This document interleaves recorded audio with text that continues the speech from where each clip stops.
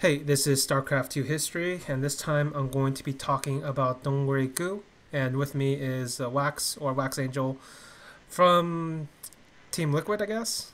Do you want to go with that? Once Yeah, the editor of Team Liquid, or maybe still the editor of Team Liquid, and has freelanced a few other places, has called himself an expert, is probably an expert. So let's start with Dongwei-gu, and he is one of the all-time great Zergs. But this is a guy that not a lot of people remember, not a lot of people rate that highly, but you specifically wanted to talk about him. yeah, So where did you want to yeah. start, I guess? Well, you said like people don't rate him highly, and I guess that's sort of something that's happened over the years. He hasn't been relevant for a really long time, but you're doing this StarCraft 2 history series, and it makes you look back, back to the old days. And there, Tominagu like back in like 2011, 2012 was like he's a huge star. He was like, one of the most popular players in the entire game, and it's kind of weird that we've forgotten about that over the course of time. But back in Wings, like he was like one of the guys, like one of the best Zerg players in the world for sure. And I want to say he's one of those players, definitely skilled. He did end up winning a Codex title, but beyond his skill, like, he's one of those, one of the most popular Korean players back in the day when I feel like we were complaining a lot about, the faceless Koreans and how they're ruining StarCraft. He was one of the guys that the foreigners actually liked. Mm-hmm. And so I thought it would be just interesting to look back on this guy who was like once one of the the biggest players in the game. I also think he's interesting to talk about because if you look at his career arc, I mean, he didn't. I mean, he sort of retired in like 2016, I think. So Yeah. he's a long career, but he was effectively out of the game, a lot earlier than that. If you want to look at his stint as like a championship caliber player, it's 2 years. It's 2011, 2012. Yeah. And I think when you look at his career arc from 2011, 2012, it's a very good lens, I want to say, into early StarCraft because like he had a lot of experience, went to a lot of tournaments, was involved in a lot of different kind of outside of tournaments, like whether it's foreign sponsorships or whether it's like the GSL MLG exchange program. It's just like a good way to look into like what StarCraft used to be in the at the height of its esports popularity, not at the height of its money, I guess, because like it's oddly enough, just because esports itself has become bigger, like the money's actually better now for some reason. It's a little bit paradoxical if you think about it that way, because back in the day when esports was young, there was much money in it. There's a lot of publicity, but not much money. So, whatever, that's tangent. But yeah, he's an interesting player from an interesting era, and I feel like it'd be nice to people to learn about this guy. Right. So I guess we'll start with the beginning. So I'll lay it out. This is a guy everybody thought in Korea was amazing on the ladder, and was specifically picked out at the time for Boxer's new Slayers team by Boxer. He was supposed to be the second crown jewel next to MMA, but Dong famously refused the call, and it was the MVP coach who basically did a Zhuge Liang. Was like just went to him 3 times, and on the third time he promised him, "I swear to God, if you don't make it, I'll pay for your college." And then that's how he got into StarCraft 2. And Uh, as far as yeah, I know, that's the beginning. yeah, that's mostly correct. Like so the longer version, I guess, a little bit is like many of the guys who went to StarCraft 2 early on, in the early days when it came out in 2010, 2011. Like DRG, he used to be he was a trainee at one of the Kespa teams back in Yeah, the day. a A lot of these C-teamer. guys were. Right, he was on CJ Entis, I think, and Yeah. I'm not exactly sure how long he tried it, but all I know is he was training for a while. He decided it wasn't for him. Mm-hmm. I don't know if you want to say he just like quit or he washed out. You can put it negatively, positively, whatever spin you want. There was an interview actually. Now that you've said it, I do remember he did talk a little bit about this time, and he basically said he was bad, but he was still better than Idra. Huh. I mean, that yeah, oh, yeah, yeah, yeah. I think I remember him saying that. Yeah. But that's sort of how Korean StarCraft Brood War was back in the day. There were so many talented guys, but to make it into the starting lineup of one of these Kespa teams, it was super super hard. So Mm-hmm. I don't want to put You don't want to yeah, say yeah, he's necessarily bad, but right. it's like it was a hyper. It's Brood War was a hyper competitive scene. It's It's arguably yeah. the most competitive any esports scene has ever gotten to, basically. Right. I mean, pro gaming is all in context. When we say a guy sucks, we say he sucks compared to his peers. Mm-hmm. Like compared to the rest of the competitive population, he's like, yeah, they're amazing. But in any case, he comes from the CJ, the Kespa trainee background, and he kind of, yeah, as you said, he kind of got in StarCraft 2 when it came out casually, and he started playing it. He got better, and he got picked up by the famous, the MVP coach Choi Eun-sang, who we know for his various exploits Probably no looking better for his Dota and League of Legends exploits like nowadays. And But Art of the back, Swarm, and like basically this guy gets so much out of so little. It's actually crazy. yeah. But in any case, the one question I want to make on your thing is, yeah, he didn't say he paid for his college, but he said like, hey, because DRG at the time, he was sort of playing casually, and he was also preparing to, take the entrance exams for university. Mm-hmm. And I think the coach promised him, hey, no, like I'll pay for your tutoring, Tutors, 'cause, right? It's yeah, tutors. tutoring. So yeah, like, if this pro gaming thing doesn't work out, I'll help pay for your tutoring so you can go back to your studies and go back to having, your regular life. Mm-hmm. So that's where we are. So the story sort of begins around there, in like March of 2011, where he joins Team MVP, which is up and coming team at that time. Probably at that time, no one. Well, there's good players on it, but we don't know it yet. In Yeah, March of 2011, we don't know that that team is good yet. a Genius completely is not. unknown team, basically beyond Genius. Mhm. And And go ahead. Genius was the guy who started. He's one of Dominic's friends back. I forgot what they was teammates on They were back teammates on in the day. CJ, I think. Right. So they're guys who like played Good War to get StarCraft together for a long time, and they're friends. And Genius was actually he goes to the BlizzCon 2010 tournament, which Yes. is not anything like today's BlizzCon, but it's like a special event. Blizzard's like, oh, StarCraft 2 just came out. Let's give some money. Let's put some money to this esports. Not even esports tournament back then. I don't know what you would call it back then. It was like a show match. It's like very similar to like what QuakeCon does, Right. except it's And like a WCG format, I guess. and and Genius does he plays Chinese Terran Loner, and Loner sucks. Yeah, Loner is And terrible. and Genius gets to be the BlizzCon champion for a year, for Mm-hmm. whatever it means. Yeah. But in any case, yes, they join together, and Genius comes back into the story again and again. But we'll get to that later. Yep. All right. And so when we go into Dongagu's career, the first appearance he actually makes is it's actually a very similar story throughout StarCraft history. You join a team, you rise up, you play in the team leagues first, and then you go on to the individual leagues. In a sense, usually that's how it goes. Sometimes it's Right, reversed towards the end part, but for Dongagu, because of the way Code A/Code S worked, it's actually very hard to get promoted into Code S back then right, because there are very few slots in which you can get up, and right. all the rising players were actually very good, and a lot of them were better than the bottom tier of Code S, so it was very hard to get in.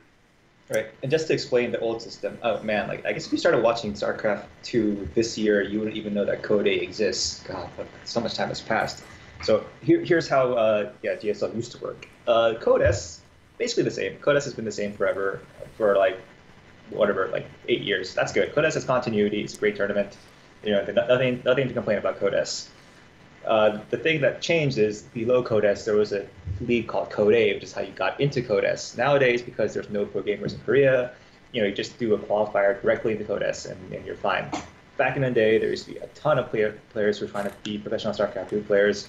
So to get into Code S, you would go to this tournament called Code A. Now, Code A changed format like a gazillion times. Mm-hmm. I can't like it has so many iterations. Sometimes it was like a single elimination tournament. Sometimes it was like a group stage thing. It was just weird. Yeah. But as a really, really, I don't want to, well, it's controversial to hardcore fans. Like, casual fans didn't care, but a controversial decision in the first year of Code S, ComTV decided, hey, we're only gonna let 1/4 of the players change max in Code S each season. So only like the bottom 1/4 spots are up for grabs. So that's like 8 players Yeah. out of 32 can change, and there's technically they cannot change if the Code as player defends his spot. Mm-hmm. So you'd have to go through a qualifier into Code A, then get through Code A to earn your shot, play against the Code S player in the up-down matches to get into Code S. Yes. So it's like 3 tiers of like separation to get to Code S, and those spots, yeah. And what happened? And the reasoning they gave is because they wanted fans to like gain familiarity with the players, so they can start developing stars and personalities, and which is like it's anti-competitive, but it makes sense. Esports is a business. You make some anti-competitive moves now and then, whatever. So as a side effect, on the good side, it means like no matter how bad MVP or ST, if they have a one-off season, they'll still be in Code S. Like let's say they just stumble, they have a bad time, they're out in the round of 16, still in Code S. Yeah, That's good. that's basically what happened to MVP when he got knocked out by July Zerg. You know, So but On the He, bad side, you have bad players like Ensnare staying in Codex forever. So yeah, that's if you don't know Ensnare, then you don't need to know. yeah. Basically, I don't even know how to describe Ensnare. He's kind of like a leech or a parasite or a barnacle at the end of the ship. Like he's there, he exists, but he's not very important in the grand scheme Yeah, of things. yeah. And so But yeah, so there's these guys like well Bomber guys like Bomber, Dongnaegu, Teja, Bomber, these Luciera, Beyond, yeah these guys yeah are all in Code. yeah, and because Code's format was a little bit more variance heavy, I think during this era we were in the single elimination era of it, Yeah, basically, where it's only the winner is guaranteed a slot. Everybody else has to get in the top 8 and then play in a up and down match to get in. right. But long story short, there's a bunch of guys who are better than the guys in Codex who can't play in it yet because the system sucks, but luckily UmTV on the side is running these tournaments called GSTL, Global StarCraft Team League, StarCraft 2 Team League, which is the major team competition of the day. And in these team competitions, the teams can field whoever they want, and obviously they're going to field all these great players. Right. And so, brief history: the the first big team is probably IM, I guess, if you're just talking about GSTL, and then after that comes Slayers. And then after that comes MVP, and this is where the story of Dongwegu comes up because Slayers had already proven themselves with MMA defeating MVP in that Ace match, which was a very good match back in the day. And then in the season after that, or maybe it was 2 seasons after that, Dongwegu plays MMA in the GSTL, and this is where we start seeing what Dongwegu is about. Right. And just for context, the reason why IM is famous at this time is because they have Nestea and MVP, Codex champions. So they have like these championship caliber players. Slayers is famous because it's Boxer's team. And Boxer, you probably should know who he is, but he's like, yeah, the most famous player who ever played StarCraft, period, like 1 and 2. Yep. And he played StarCraft 1 as a professional back in like 2000, like 2006. And he belatedly, switched to StarCraft 2, and he started a team called Slayers, which is named after his old Bootor clan. But in any case, so these teams are the only ones that anyone cares about because it's early StarCraft. No one has any reason to know anyone except the champions and like old Bootor stars. So in comes DRG. Right. And DRG is a revelation because before DRG, there's only like 3 really good Zerg players, and one of them was already falling down by that point, Fruit Dealer. Idra was, I think he might have, even though he was good back then, I think he might have been more known for his personality than his skill throughout his entire career. And then, of course, there's Nestea, the Codex champion. So, Dongwegu comes up, and he is the guy that basically is going to replace Nestea for however long that lasts. Right? Right. And okay, well, I don't know if he like replaces Nestea, but he's like the next generation, basically, of the great yes. champions, at least in my book. Okay, well that happens later, but let's just talk about the GSTL run for now. Like what happens in GSTL? All right, so in GSTL, I have to look it up, but from what I remember, he basically has to like hard carry MVP in the very early seasons. Okay, I'll go through the stats. So in GSTL May 2011, he runs through Marine King, everyone knows Marine King at this point already because he's the multiple runner-up and he's the guy who actually micros his Marines. So he goes to Marine King, not another Broodlord legend who's belatedly transferred to StarCraft 2. Supernova, solid player. MC GSL champion. Ganzi. Good player, but he's on Slayers. So he goes through these 5 guys. He's carrying MVP through GSTL, and not only is he beating these players who are really good, some of them are championship class, but he's also beating them in a way that I want to say is like super.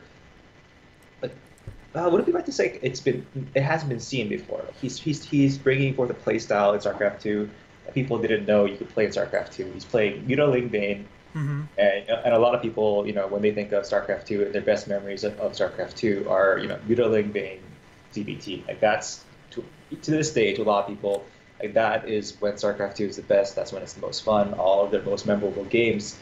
come at that. And I don't want to say, like he invented that because, you can't say a certain player invented it, but I think it'd be correct to say that he's the first one who played it like at a super high level and made it look really good. Like Dominic was the first guy who played Neuralink AZVT in a way that we associate with top players, where there's just a swarm of units. He's super active on the map. He's like everywhere. His multitasking is insane, and he's just like overpowering Terran with flanks and like units. Yeah, basically, if you want to compare him, because obviously that style, that composition did exist before Dongegu comes to the scene. Guys like Lenok, even though he's not that important yet, Nesty definitely, and Idra all played this style. But if you want to think about the way their styles worked out, Idra and Nesty were much more defensive, and especially in Nesty's case, it always felt like he was reacting to some strange all-in that was happening because 1111 was really prevalent in his day. And Dongegu is kind of like the forefather, I guess, of life, or Jaedong, or basically these types of Zergs where they macro very well. They have the high mechanics.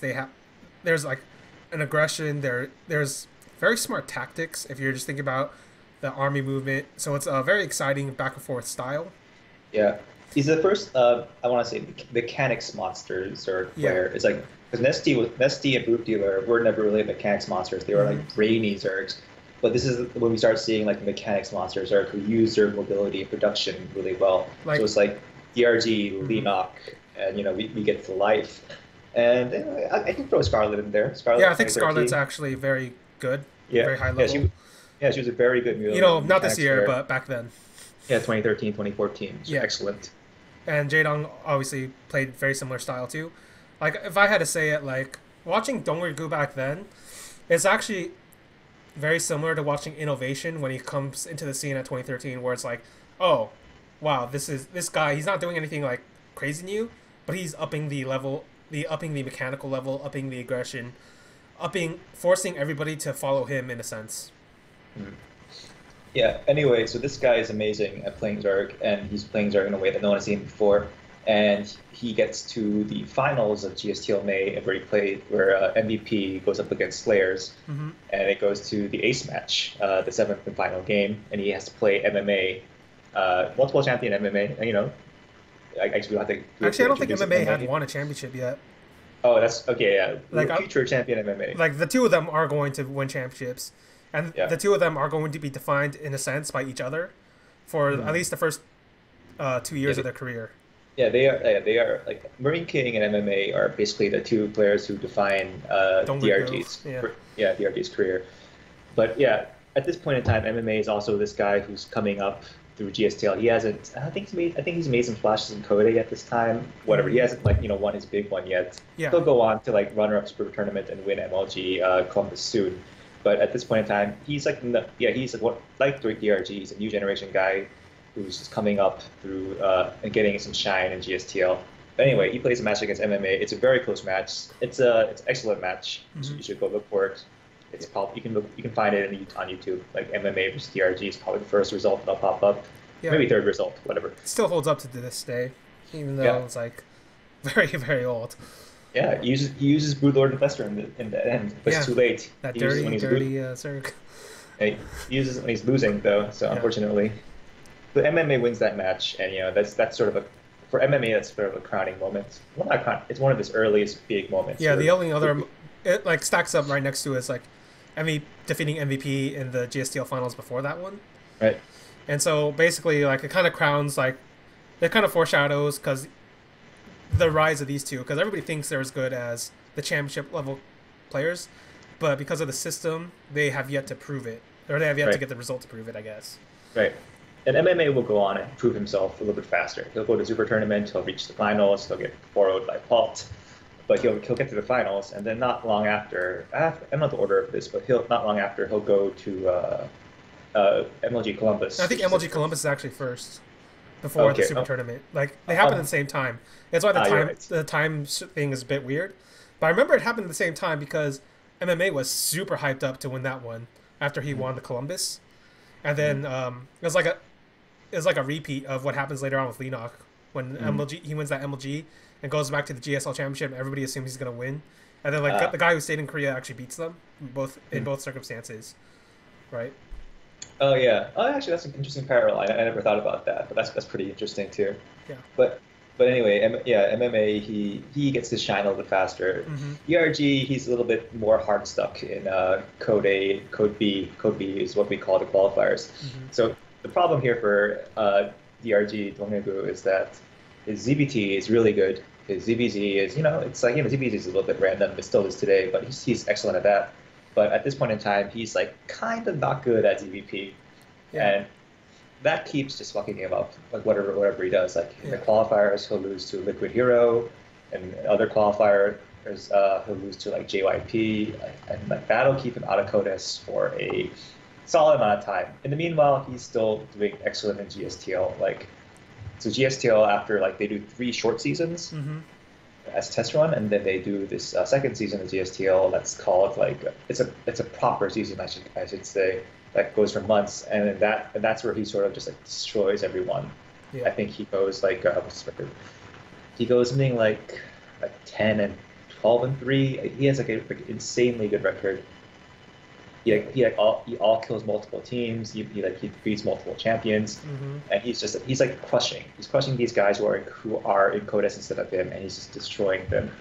And I kind of want to say he hard carries MVP, but what happens at the time is that everyone else also gets kind of good. Like you have like Keen. Like he basically hard carries them early on, and then the rest of the team gets really good towards the playoffs. Yeah, right. They're all so it's like he's the ace of a really good team, and Team MVP they just crush GSTL. Like they don't even need DRG in the finals because I think SC and the Noblesse. Yeah. Yeah. All these guys who actually all these guys are playing Heroes of Storm now that I think about it. Yeah. Basically, they're crushing Heroes of the Storm nowadays. Yeah. So if any of you Heroes of the Storm fans, guys like SC and Noblesse, and Sniper. These guys were winning, team tournaments a long time ago in StarCraft 2, Mm-hmm. before they converted. Any case, Yeah. so one interesting thing happens to DRG here. So everyone knows he's good. He's like everyone knows he's one of the most skilled players in the world. Everyone's like, man, like why is Code A so Code B, Code A? Why is it such a finicky system?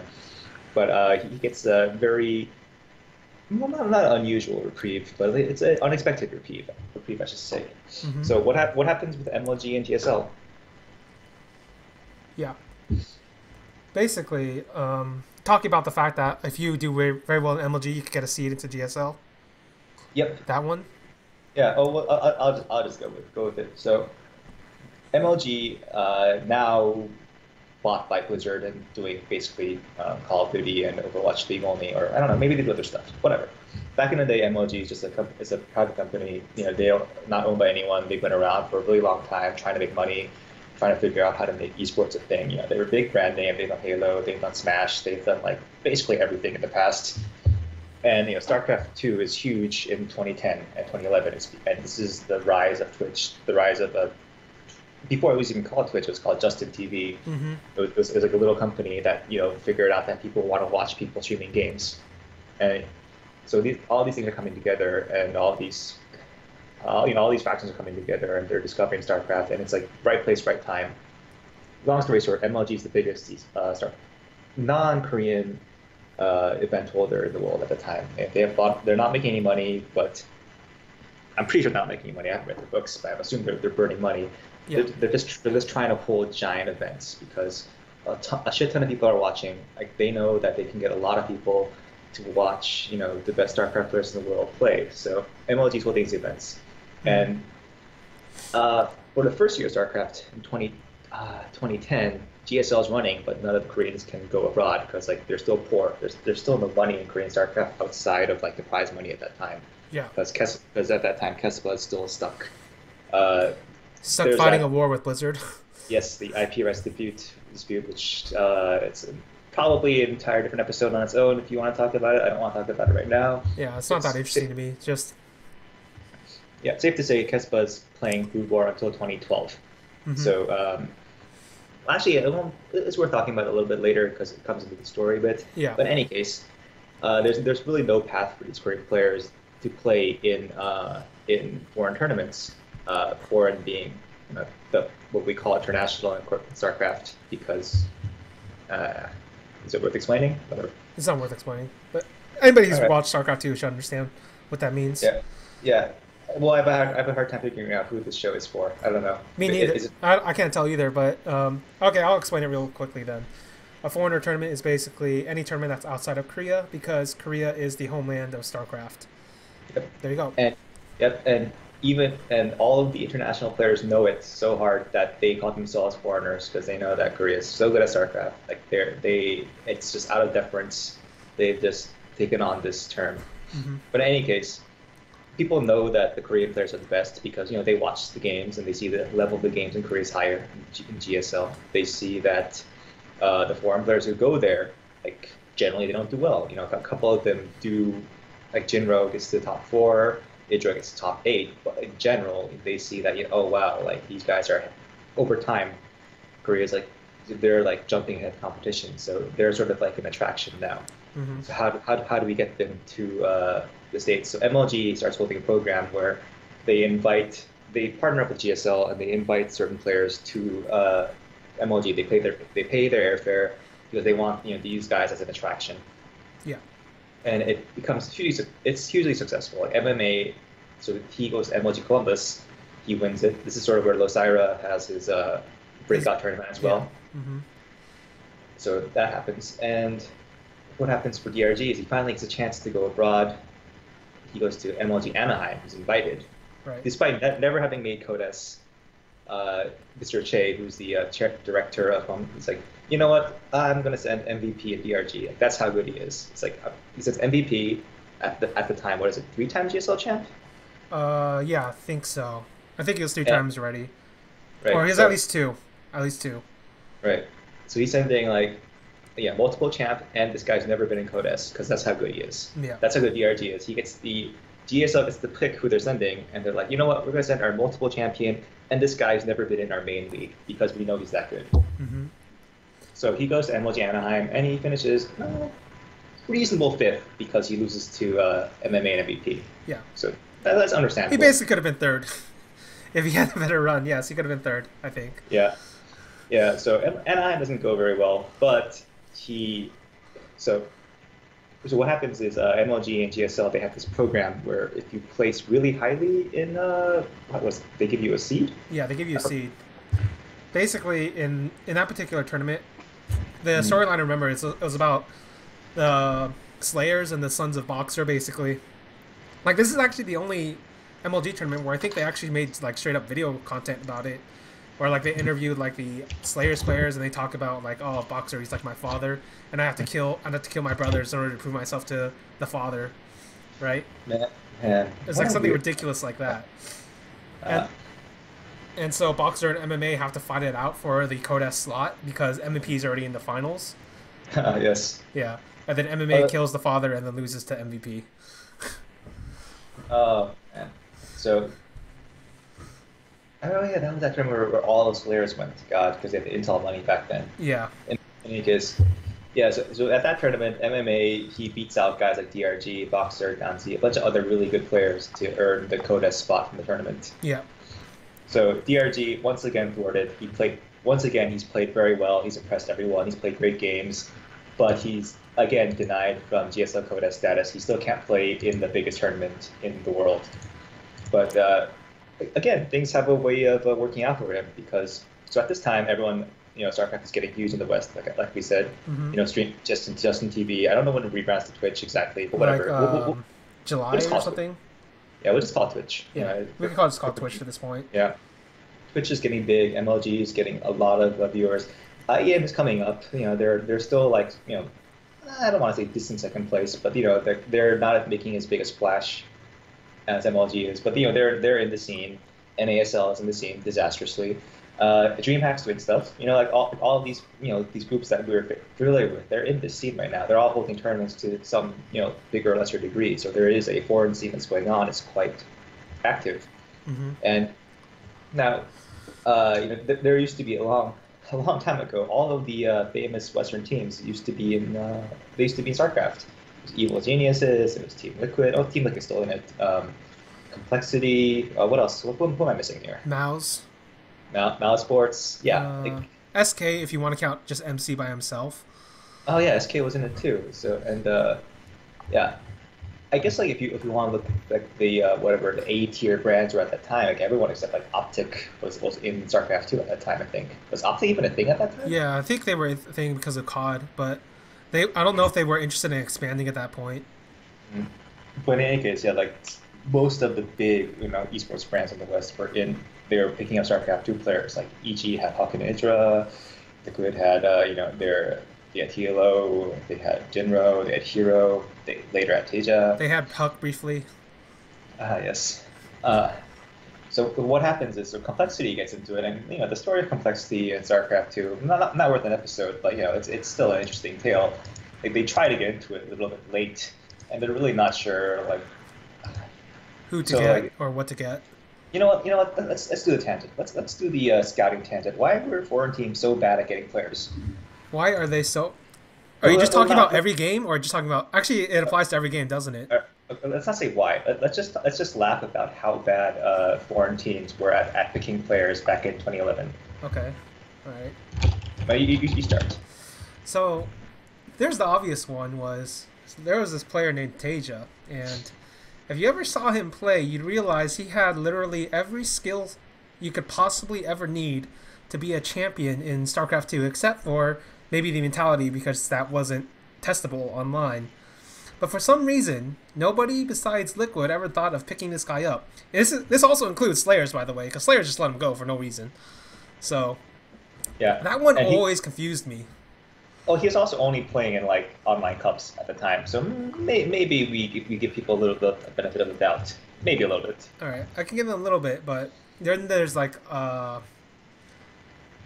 there was a bunch of weird ones, weren't there? Like, But it's like it's sort of like the teams like they didn't really know what they were picking for. Like they would pick up guys with names, but they didn't really. It was pretty clear the management like they didn't know what kind of like skills they were getting.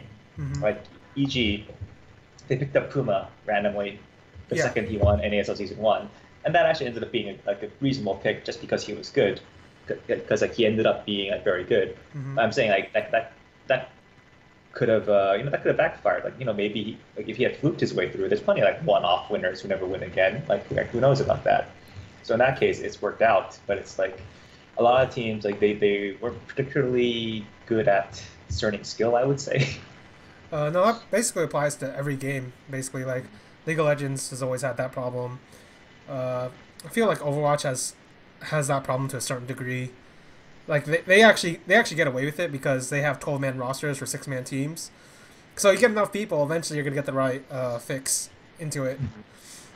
Well, it's just random stuff like e.g. having JYP. Like JYP's fine.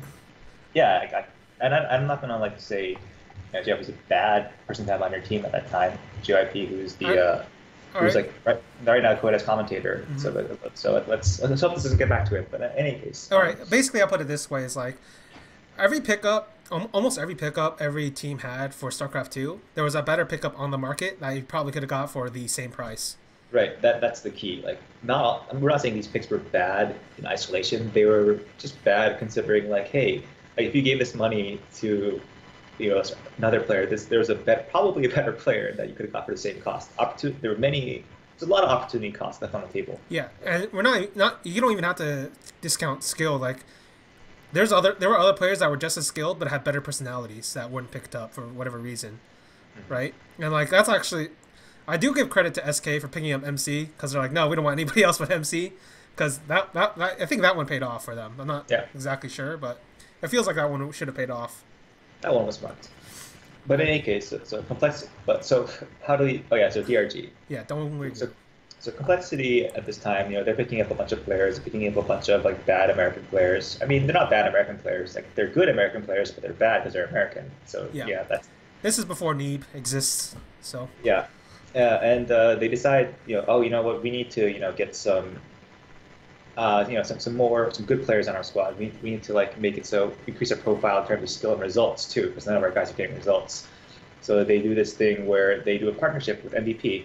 and they partner with MVP, the GSTL champions. They're not the champions when they partner, I think. But in any case, they partner with them, and they do some programs where when these MVP players are competing abroad, they're wearing complexity uniforms. So they're sponsoring them to go abroad and compete on behalf of complexity in non-Korean events. And because of this, DRG, he gets to compete after Anaheim, after he fails to earn his code SC. He goes to MLG Rally, which is a slightly less attended event than Anaheim, but still a competitive event. And there, finally, like, he doesn't win it, but he plays just well enough to get his code SC. He places third. He places third place. He only loses to two finalists, Coca and Bomber. So it's another solid tournament for him without a championship. Yeah. And while he would want a championship, in any case, sub goal attained. He's now in CODES. Yes. And there's an interesting thing about that. MLG, basically, he beats Nada, and I think that's like the end of Nada's career as a top player. So that I always thought that was interesting. Basically, Dongyu ends him, and of course there's Coca, who he has some kind of mental problem, I guess, because he's always been a guy everybody says has a lot of potential, at least according to the Korean players. The Coca thing, what happens is like next month they fucking like the gun thing happens. Oh, so, okay, yeah, that was that soon. Okay, yeah. Yeah, that's basically why like he wins rally. Yeah. Everyone thinks he's gonna be big, and then just splat. That career is like not over, but it's like not in a good place. Yeah. But we don't have to get into that. So. Yeah. Basically, Dongyu finally gets into CODES. Okay, and as it turns out, being in CODES isn't enough. Yep. Just being there isn't enough. He's still kind of disappointing everyone. So he's in there, and now he's in there, and as we told you, it's impossible to drop out to CODES once you're in there. So he stays in there for a little bit, but he just doesn't play well in the last two CODES seasons of the year he's in. Like he just like, what does he do? Who does he lose to? Oh, he loses to Supernova, which is ridiculous. Which season? Was it November or was it October? I think it's October. Okay, yeah, that one's ridiculous because Supernova was actually good in November, but not so much in October.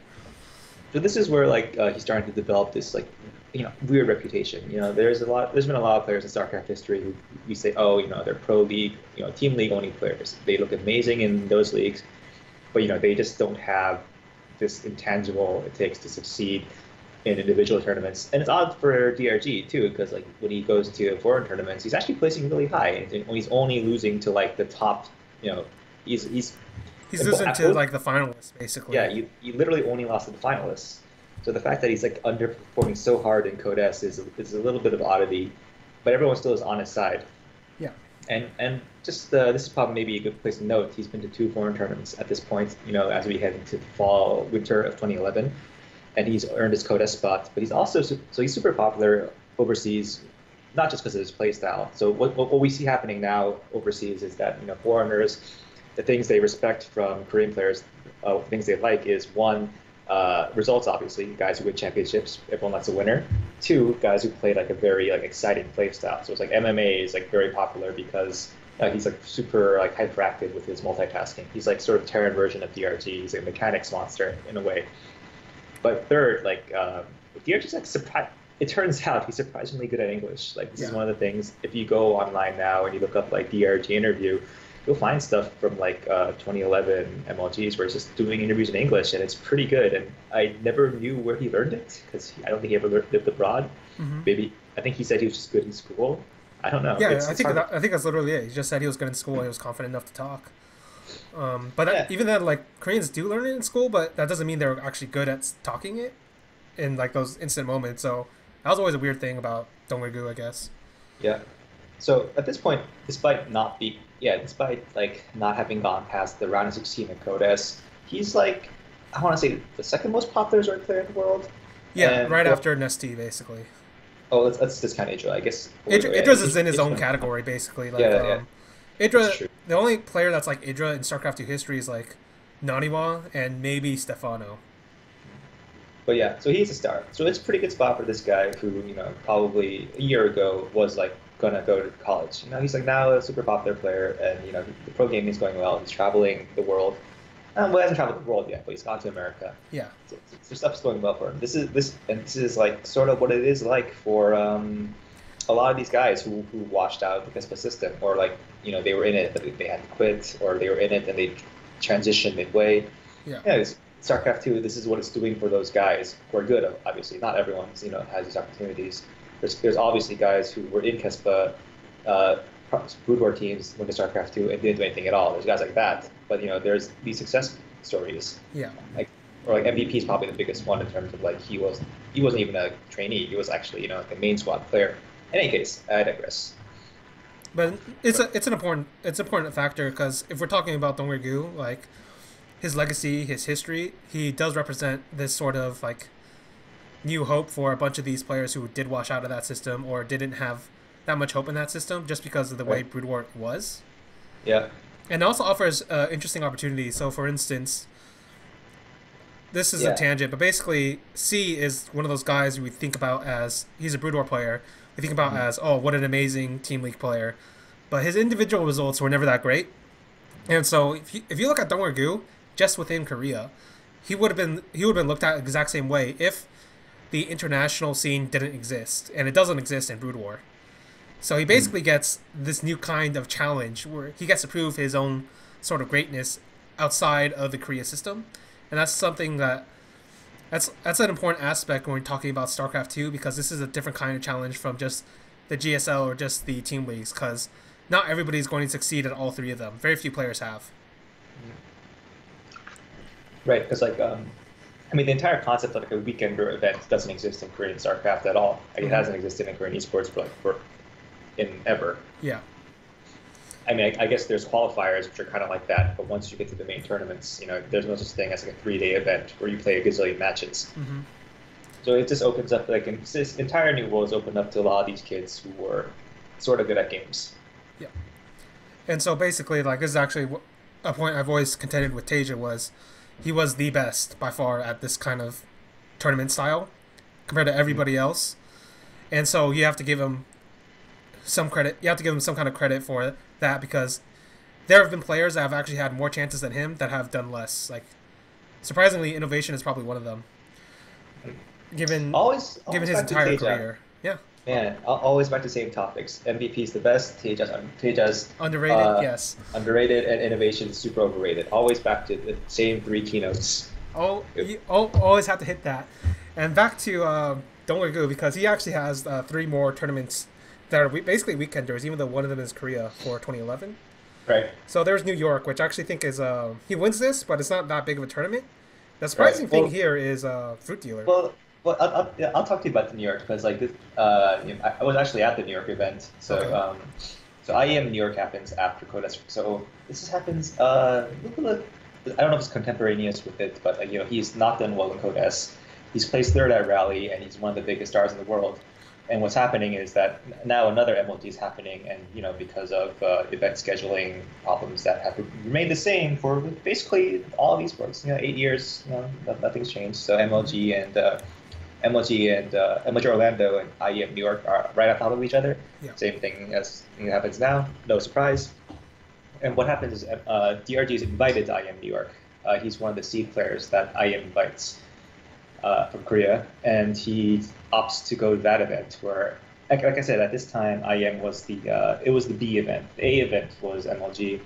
So most of the best players are going to MLG to play there because I don't know. I guess I don't know. Looking back on it now, I don't really understand because the prize money difference isn't that big. I think it's actually it has to do with that intangible we sometimes talk about, the prestige factor. Whereas like it felt like it was bigger to win an MLG than it was to win an IEM at that point. It's like it's similar to like BlizzCon and GSL, where like GSL is by far the harder tournament. Yeah. But if we're just talking about like pure prestige, like a lot of people want to win the BlizzCon. That's true. But in any case, yes, IEM New York happens, DRG goes there, and it's happening on the weekend of MLG Orlando. That's MLG Orlando, the Huck wins, and he becomes the last foreign champion in a very long time. In any case, this event, there's like no one there. Like it's literally all the guys who are either cynical enough to choose this event over MLG, knowing that MLG is going to be harder, or the guys who just had no choice but to go to this event. In any case, it's a weaker pool than MLG, which has all of the top Korean players and most of the top like foreign players. There's still some good players at this NY I don't. Okay, I don't want. I shouldn't shit on these people at IEM New York that much. There's some like All right, let me there's check some. the pool. I don't remember them being that great. Like some okay players, but it wasn't that Well, big of well, a. Elfie is there. So Okay, you're Elfie. You're Elfie guy. Let's see. Don't want to uh, go Fruit Dealer. Top was decent at that point. Show was pretty good. Straylog was okay. Mana was yeah, pretty good. yeah. So it's not a terrible tournament. It's just not as stacked as Orlando Yeah, side by side. Yeah, I should restate. Mana is there too. Mana is yeah, pretty solid yeah. at that time. Mana's one of the all-time great foreigners, despite not being given Yeah. that accolade, but a lot, except by me. It's one of those cases where like the longer your career goes and you don't and like it's like you're playing too long and people's memory of you it's like DRG kind of like you Yeah, play too long after your prime and all that people remember of you is you after your prime. But in any case, so DRG goes to this tournament and so clearly the favorite here. Like there's yeah, no one in this tournament who's like in his class at all. yeah. Like, no one in this tournament is anywhere near his level, and he's expected to win it, and he does win it, but it's actually a lot harder than he thinks. Or does he go undefeated? Let me see. Oh, Yeah, he doesn't. Yeah. Oh, yeah. that's a lot harder than he thinks because in the finals he plays Fruit Dealer. He drops like a map to. Oh, he uses the Gator who's playing like his fucking 2 Starport Phoenix style, which he steals from Alfie. Yeah, This is just he going back. stole that from Elfie. Like straight up stole it. He said that. I think they talk. I think he was inspired by it, but yeah, Okay, like, he's yeah. like he's losing to weird foreigner strats, and just in general, it's a lot more like difficult than he imagined it would be. And he gets to the finals, and he plays Fruit Dealer, and Fruit Dealer takes the first 2 maps. And this is crazy because like among the players here, I don't even think Fruit Dealer is like the second best player here. He might like be a top 4 player here. So Fruit Dealer is the first GSL champion, but afterwards he's like no, at this time it's not public that he's like not playing very hard, but it's pretty obvious. Like he hasn't like been had a GSL result in forever. Mm-hmm. And my favorite memory of going to this tournament is that so the players, they're practicing, Yeah, like they're and in front of their booth, there's like a screen. There's a little screen in front of their booth that shows their first person. Like it's like so whatever you're doing on your practice computer, everyone can see it. And Fruit Dealer is just playing League of Legends the entire time. He's just playing League of Legends. he was prepping for that coach life. Yeah, he's just browsing the internet and playing League of Legends. Everyone else, you can see their ladder practice. You can see their first person. Yeah, League of Legends the entire time, and yet somehow he manages to take the first 2 sets off DRG because Fruit Dealer was always the genius kind of player.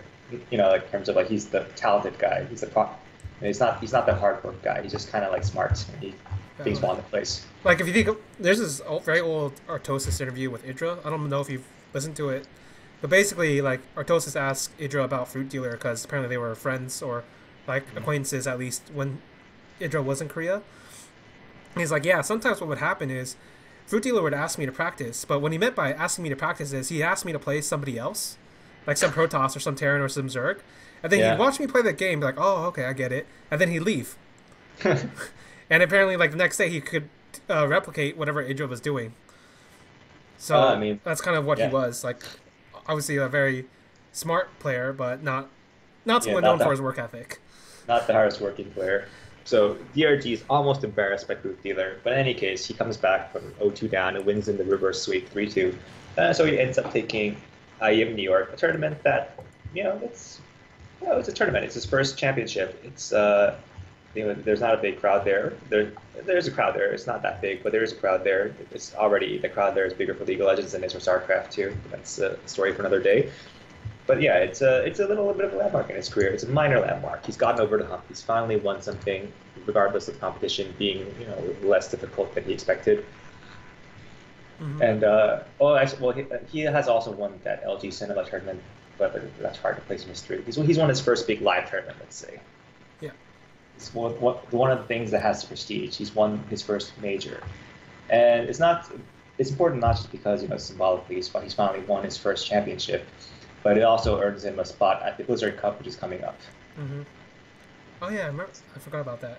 And then we go to the final. We go to the final international tournament for him, Providence. Yeah. Right. So this is all leading up to Blizzard Cup. Blizzard Cup is going to be the last event of the year, where GSL and Blizzard invite all of the champions, the high placing players from the entire year to this year-end tournament. So before that happens, there's still a couple of things with loose ends type before that tournament happens the year. So there's the last Codes, which Dominic flops in again because for some reason he still can't do well in Codes. And what happens in Providence? Providence, I believe. All right, we should probably talk about it a little bit. MLG's always had like some weird sort of formats among all of the different ones. I forget, was this one? I think this one had group stages also. I forgot exactly. I'm almost certain this one also had group stages, but basically, he does very well in his group, as far as I remember. Actually, no, this is the one that has open. That's open bracket. Yeah, this is the giant tournament. Yeah, so basically he beats the shit out of a lot of people.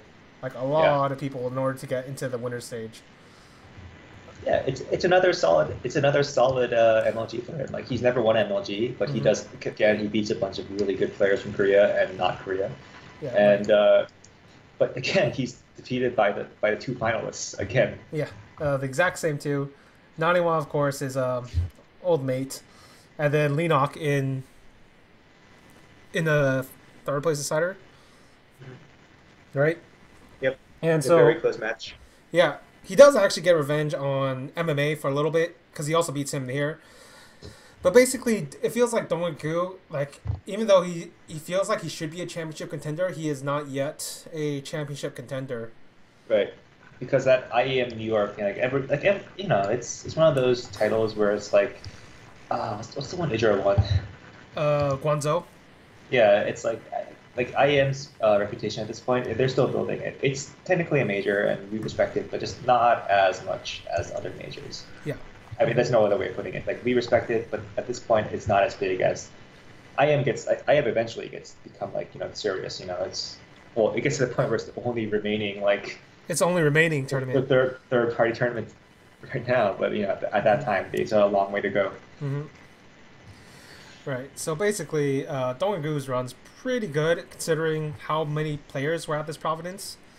And he even actually beats Lenok the first time around, but in the extended series, Lenok takes him out. So that's funny. And then Lenok also takes out Naniwa, and then I believe this is the one where it starts like Naniwa's Kong Hood, basically. Yeah. Yeah. I mean, it's the one where he impresses a lot. This is the one. This is like Naniwa's coming out. Well, I mean, TSL3 sort of was, but it's sort of where it's like people are like, wow, like Naniwa's this guy can compete with the best in the world. That's sort of his coming out tournament in that sense. Yeah, because he also beat. Was it this one or was it another? No, it's this one. It's the one where they have like a show match between Idra, Naniwa, Nesty, and MVP, and then Naniwa beats both MVP and Nesty to win that one. So it's it's this one. There's some other tournament being held here at the same time. Yeah, it's awkward. I forgot how it works. Yeah, but basically, I remember because what happens is Naniwa beats both MVP and Nesty, and they interview him afterwards. So he basically says, "I feel like Nesty isn't that good." Oh yeah. And then Nesty gets super pissed about this because apparently he hears about this and comes running at Naniwa. Naniwa beats him again. So. Right. Well, I mean, he's not wrong, and Nesty's washed up. Not washed up, but he's not as good as he was at that point. Earlier parts of the year, yeah. Yeah. In any case, this all leads us to that happens. So basically, Providence is a tournament that just reaffirms everything we know about DRG. Really good player can't win the big one. That reaffirms all our beliefs. He hasn't even been to a final yet. He's placed top 4, highly respected, but very exciting player. But doesn't have whatever that thing. The stuff. He loses to Cheese. He loses to Protoss. He's not a complete player yet. The Protoss weakness is probably it's getting better, but that's still probably one of the big weaknesses in his game. He doesn't really know how to deal with this era of Protoss. Yeah, and then go to I'd say probably his biggest tournament of 2011, Bliss Cup. The year-end finale to everything. Yeah. So basically, he gets a bunch of. This is like a tournament where he gets a bunch of the great players. So in his particular group, he gets MVP, MC, Stefano, and Hero. And let's just talk about who these guys are at this point in their careers. Right. MVP, how many championships at this point? I think he has three GSLs. He has an MLG. He has a few others as well. let me count. One, two, three. So he's won 4 GSLs at this point. He's won 3 Codes. Oh wait, no, 3 Codes, 3 GSLs. Yeah. He's won Codes January and August, the World Championship. He's won MLG Anaheim. He is he's undisputedly the best player in the world. Yeah. Undisputed best player in the world, undisputed best of all time up to this point. Like, there's no questioning it. He's the best. Yeah. Nobody comes close. And after that, there's MC, right? And yeah, we say nobody comes close, but yeah, MC, he comes like he comes pretty. If we're talking about this particular time period, yeah, MC is very close. Right after him, he is the at this point in time. Let's go to the record and see. He's still at this point in time the best Protoss in the world. I don't really care what Hero and Gemini might say about this, or Ollie and Gemini. Basically, he's won 2 GSLs. He's placed second place in a bunch of major tournaments: MLG Orlando, IEM Cologne, and ASL. Yeah. And he's just like, he's played in like, and he's already sort of at this point doing his thing where he's like competing as many foreign tournaments as possible. Yeah, he's about to become the World Warrior. Yeah, he's about, but he's also based in Korea getting Codes titles. So MC in this group. Then we have Stefano, who at this point in time is he's about to become. Basically, I actually did a video about this. At the very end of 2011, you have all the best foreigners show up at the same time. So I call it the height of foreigner power in a sense, because you have the major forces of the foreigner players. So I'm talking about Idra, Stefano, Naniwa, Huck, Thorzane, if you want to count him. But basically, all these guys come together near this point, and they all start getting huge runs. Like Huck wins that, or was it Orlando? Naniwa gets second at Providence. Stefano wins, and I think he might have won. I'm not sure if the IPL was around this time, but he definitely won some kind of tournament. He won IPL. Yeah, he won IPL, right? Yeah, this is where he comes into tournament winning IPL 3. He's coming in. Like, at this point, for like Korean domination is already very much in play. Yeah. And Stefano's the guy who, like, out of nowhere. So I think he's like 16 at this time. He's 17. This is a young Stefano. This is like pre-party Stefano. Oh, so this is my Stefano tangent that I should go off on. So IPL 3, at this point, there's an entity called IPL. They hold a lot of big tournaments. And Stefano, he wins IPL out of nowhere. He beats like this string of Koreans, all the best Slayers turns, like STC, Ryong. I mean, it's a pretty solid run. He beats a bunch of Koreans at a point in time where people don't think that foreigners can compete. People are always starting to lose hope. And he just comes out of nowhere. This kid, he's not like Huck or Idra, who's been around since Brood War. He's actually like this guy who I don't even know if he played Warcraft 3 or not. He just comes out of nowhere for France and he just beats everyone. Yeah. And funny story, I remember like seeing him, like I was at IPL 3, and he was probably just like the shyest like guy. Like, he's like 16-year-old, he didn't really talk to anyone. Like, he obviously can't like legally drink yet. Mm-hmm. So he just show up, practice, and like he just disappear when everyone else is partying. And I don't know, it's like you think about that era of Stefano and what could have happened before he became the get drunk and go to jail Stefano. Yeah, he was still pretty good as get drunk and go to jail Stefano. Yeah, he's still really good in that mode too. Once he starts like partying, he's still really good. So I don't know, like maybe he would have been exactly the same. Maybe he would have been better. It's just a funny what if. It's an interesting what if. I don't know. All right, I'll give some context, because I actually do remember some bits and pieces as far as I know about Stefano's early career.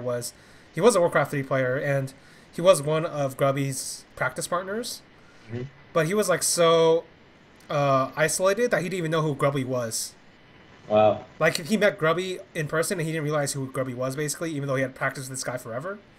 That's kind of amazing.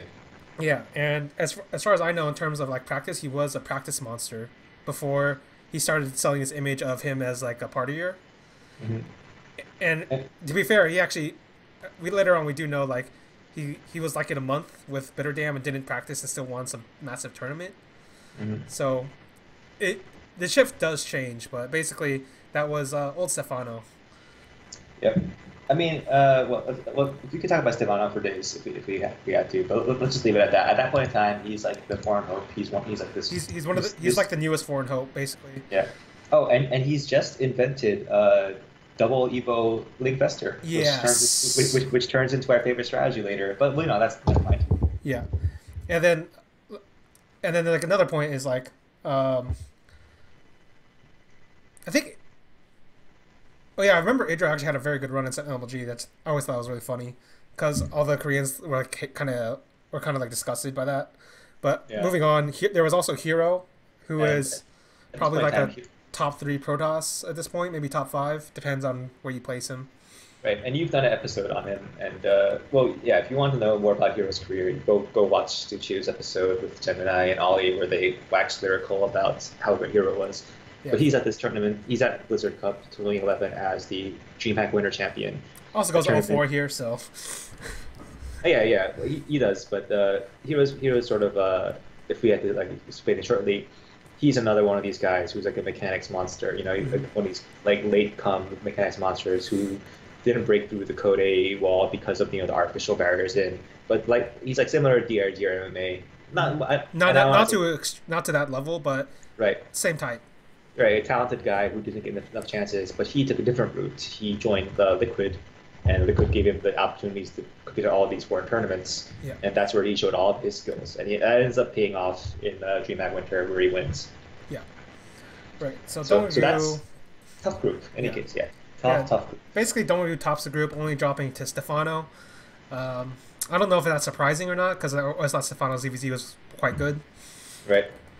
And in CCBZ, the top players they trade games against each other all the time. Yeah. It's not shocking. Like the Yeah. only truly dominant ZVZ player is Sue, and he himself has lost a very critical ZVZ in the finals at BlizzCon. Yeah. Yeah. So it's not impossible to lose that even if you're like the greatest at that lineup at that matchup. Right. So DRG he tops the group, which is not an unexpected result because like I guess if you, at this point in time, I think most people look at him as like they think he's a top 2, top 3, at worst top 3 Zerg, right? We're looking at like Beanock, And ST, ST Dongdaegu. Dongdaegu. Yeah. And if you want to be really like generous at this point in time, you could say Stefano is top 4. I mean that might be true. It depends on if you look at it retroactively. Yeah. Because like we know exactly how powerful his build is going to become. Yeah. So at the time we didn't, but it depends how you look at it. So anyway, Tominagu performs, at the level that we would think he could perform to. He tops the group. It's not unexpected. So he tops the group. He gets out. In the other group, we have the other champions of the year, other best players of the year with MMA, who at this point in time, when we last talked about MMA, he was sort of in the same boat with DRG. A guy who wasn't in Code S yet, who was getting his reputation up in GSTL. But unlike DRG, he's gone on and he's sort of proved himself. He's won MLG Columbus. He's come in second place at Super Tournament at MLG Anaheim. But most importantly, he's won Codes October. Yeah. The one which is probably, to a lot of people, Mike Morheim recently said it was his favorite StarCraft 2 moment. They held it at BlizzCon, actually. Yep. Also, I think it was Mike Morheim's straight up favorite moment. And it's definitely like a critical moment if you're talking about MMA's career. Yeah. Because this is basically what drives him to like stick around forever and actually make it back. Yeah. And an impossible run. Right. He beats. This is the height of Calm TVT. Yeah. So this is we already know that Lord Professor is not going to be a thing yet, but because Terran's still destroying everything at this point in time, but he beats the legend MVP, the guy who we think is the best in the world, and it probably is considered this time still the best in the world, but he beats him 4-1 in a famous finals at BlizzCon in like a packed hall in front of like I don't know, In front of like thousands and fucking thousands of everybody. fans. Yeah. Yeah. That's actually a So- very great finals in the sense that it's very similar to how Polt beats MMA. Basically, very tactical. Yeah, very tactical. Like basically, Polt like redefines the Marine tank line basically, in his finals against MMA, and MMA doesn't realize Polt has redefined the terms of battle and gets taken out. Then MMA takes out MVP, even though this should have been a closer series. He takes him out with a bunch of tactical, strategical cheeses, and then MVP, so basically, Polt teaches MMA by beating him. Then MMA teaches MVP by beating him. And then MVP is going to use this as a lesson in order to deal with his 5 slip discs going into 2012. Of course. Our new revelations. We can talk about that later. Yeah. Or whatever. Another time. Yeah. So in this group, we have MMA. He's going up against Leenock, who is the latest hot Zerg player, Yeah. and he's been around. And unlike DRG, he's been around for a long time. He's actually been in Code S for a long time too. He's just never been good. I think he was actually stuck in Code A too, but You're right. Never mind. like Oh yeah, man. like he Yeah, was he was basically like they nicknamed him the King of Code A right. for a while, but this is a Yeah. guy like just like DRG, people thought maybe this guy's Code S, like not as strongly until you get to like towards the end of 2011 when he really starts doing really well. Right. And he comes in here as the MLG Providence champion, Mm-hmm. and he's another Zerg player who's really good. Different from DRG in terms of style. He's a bit more all-in-y, a bit more aggressive, and and then mechanically, I would say he's like a little bit lacking now at this point. But in any case, he's a bit closer to the old like life kind of guys who are more early game, because the DRG is sort of like a mid game guy. Like he likes to power up Econ and stay on layer forever off like 70 drones and just like swarm you with shit. Leonok's a bit more like, you know what, I'll just make a bunch of banelings off 2 bases, see what happens. Yeah, Leonok could play both because this is also the time where like they do the Leonok Jockey jump of like skill, and he and Jockey put on like the best GSL finals if you're just talking about pure skill at that point. Right, and this group is Palt, who we also talked about briefly. Mm-hmm. He's here as the Super Tournament champion. Yeah. Yep. Palt probably deserves his own episode at some point in time, but suffice to say, he's one of the top whatever returns to the world this time. He's whatever 4 or 5. Yeah. We can quibble. He deserves to be here in this tournament. Nesty. Then there's ST and Fading Star, still top 4 Zerg.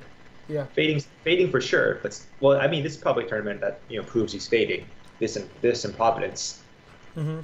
But in any case, and finally Naniwa, who is What do you rank him? I put him as like top 5 Protoss at the time. It's hard to say. It's hard to say. He's there. What's he there as? I forgot what his right was. Runner up of Providence, I think. Oh right, Providence gave 2 spots. Yeah. Right. So he's another foreign hope like Stefano. But unlike Stefano's sort of like out mechanicking people, and Naniwa's like sort of out braining people. He's like the guy who does the weird builds. Yeah. Nani was also like he was a smart player, but he was also like I think of him more as like a Warcraft 3 player turned StarCraft 2, the most of all the Warcraft 3 players. I don't know what that means, but like he was really like into the micro. Right.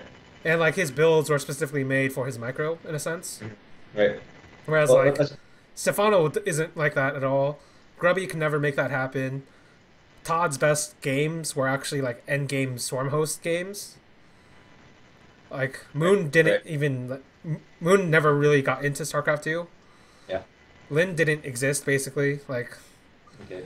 Yeah, that's kind of what I think about when I think about Naniwa anyway. Yeah. Let's just say like while he was never a bad macro player, like obviously his best games were games where he outsmarted people, where he came weird builds and he outsmarted them. Mm-hmm. So what happens in this group is MMA also tops this group. Yeah. And that's not a surprise either, because like everyone thinks he's one of the best turns in the world, and it's not surprising that he would like top this group. Mm-hmm. So, and that's just up a bracket where stuff happens. MC beats Leonok in the round. So it's like a little weird seeded bracket, but let's just go through results quickly. MC beats Leonok 3-1. MVP beats Palt 3-1, which sets up an MMA MVP rematch in one of the semifinals. Where MMA wins again. He just crushes him. Yep. In even more one-sided fashion than in the finals. GSL finals. And meanwhile, DRG has to play MC in his semifinal match. And this is sort of a pivotal moment for MC. I mean, for DRG, because for a really long time now, like Protoss has been his main. Like he's been an excellent, as we said before, ZVZ, CVT, excellent player, one of the best, maybe the best. Well, if not the best ZVT player, the most stylish for sure, and the most impressive. Mm-hmm. It's like the guy you play he can play ZVT the way he moves his needling vein around the map and tries to take control and does a multi-prong tactics. So you think, this guy should win. You look at it and you feel like he deserves to win. Yeah. But PBC, not great. Not as good. Mm-hmm. Like, he dives to all-ins. He doesn't really deal with Colossi and Force Field as well. He doesn't deal with Protoss well in general. He feels like he's a little bit running up against like a wall. Sort of like running shit in the meat grinder all the time. Yeah. So here's match versus MC. So how does it go? I don't remember. I just remember Dongwoo wins. But like as far as I remember, basically like Dongwoo I think he kind of figures out how to deal with MC's aggression at this point. Because, like, MC's aggression stays similar throughout 2011. Like, obviously, this is a guy who was, like, kind of uses his micro and his force fields at a Right. higher level than everybody else. He's So, still like the best all-in player in the world at this point in time. yeah. MC. Still one of the all-time great all-in players, I suppose. And Donagu kind of like figures out, kind of like learns how to defend against it, beats him pretty close fashion. Yeah, 3-2. Yeah. And they pick on either way. I feel like it's like it's not a foregone conclusion that it's going to go this way or that way. Yep. But basically, But he gets into his finals, right? yeah. So yeah, the important thing is it's pivotal because he overcomes his ZVP weakness in an important match, and he sets up his not. I guess it's a rematch of sorts against MMA, but yeah, They're like the the rivalry fifth. match. It's like the fifth rematch, basically, because But never in the finals. these guys kept fighting in a bunch of MLGs and Right. GSTLs, but this is their first finals. I think this Yeah. might be their only finals. Right. And these two, it's just super hype because they played a lot, and whenever they play like really good games. Because they're like probably in terms of style, they're like as much as two players of different races can mirror each other, like they're mirrors. Like they're mechanically so fast and they're so active on the map, and that's what they try to do. Like they just try to like just overwhelm their opponents with just like how much. Well, DRG a bit more macro based, I guess, but just like how active they can be. Like they're just testing your multitasking at every corner. Yeah, basically, like MMA is probably the best multitask dropping player in history.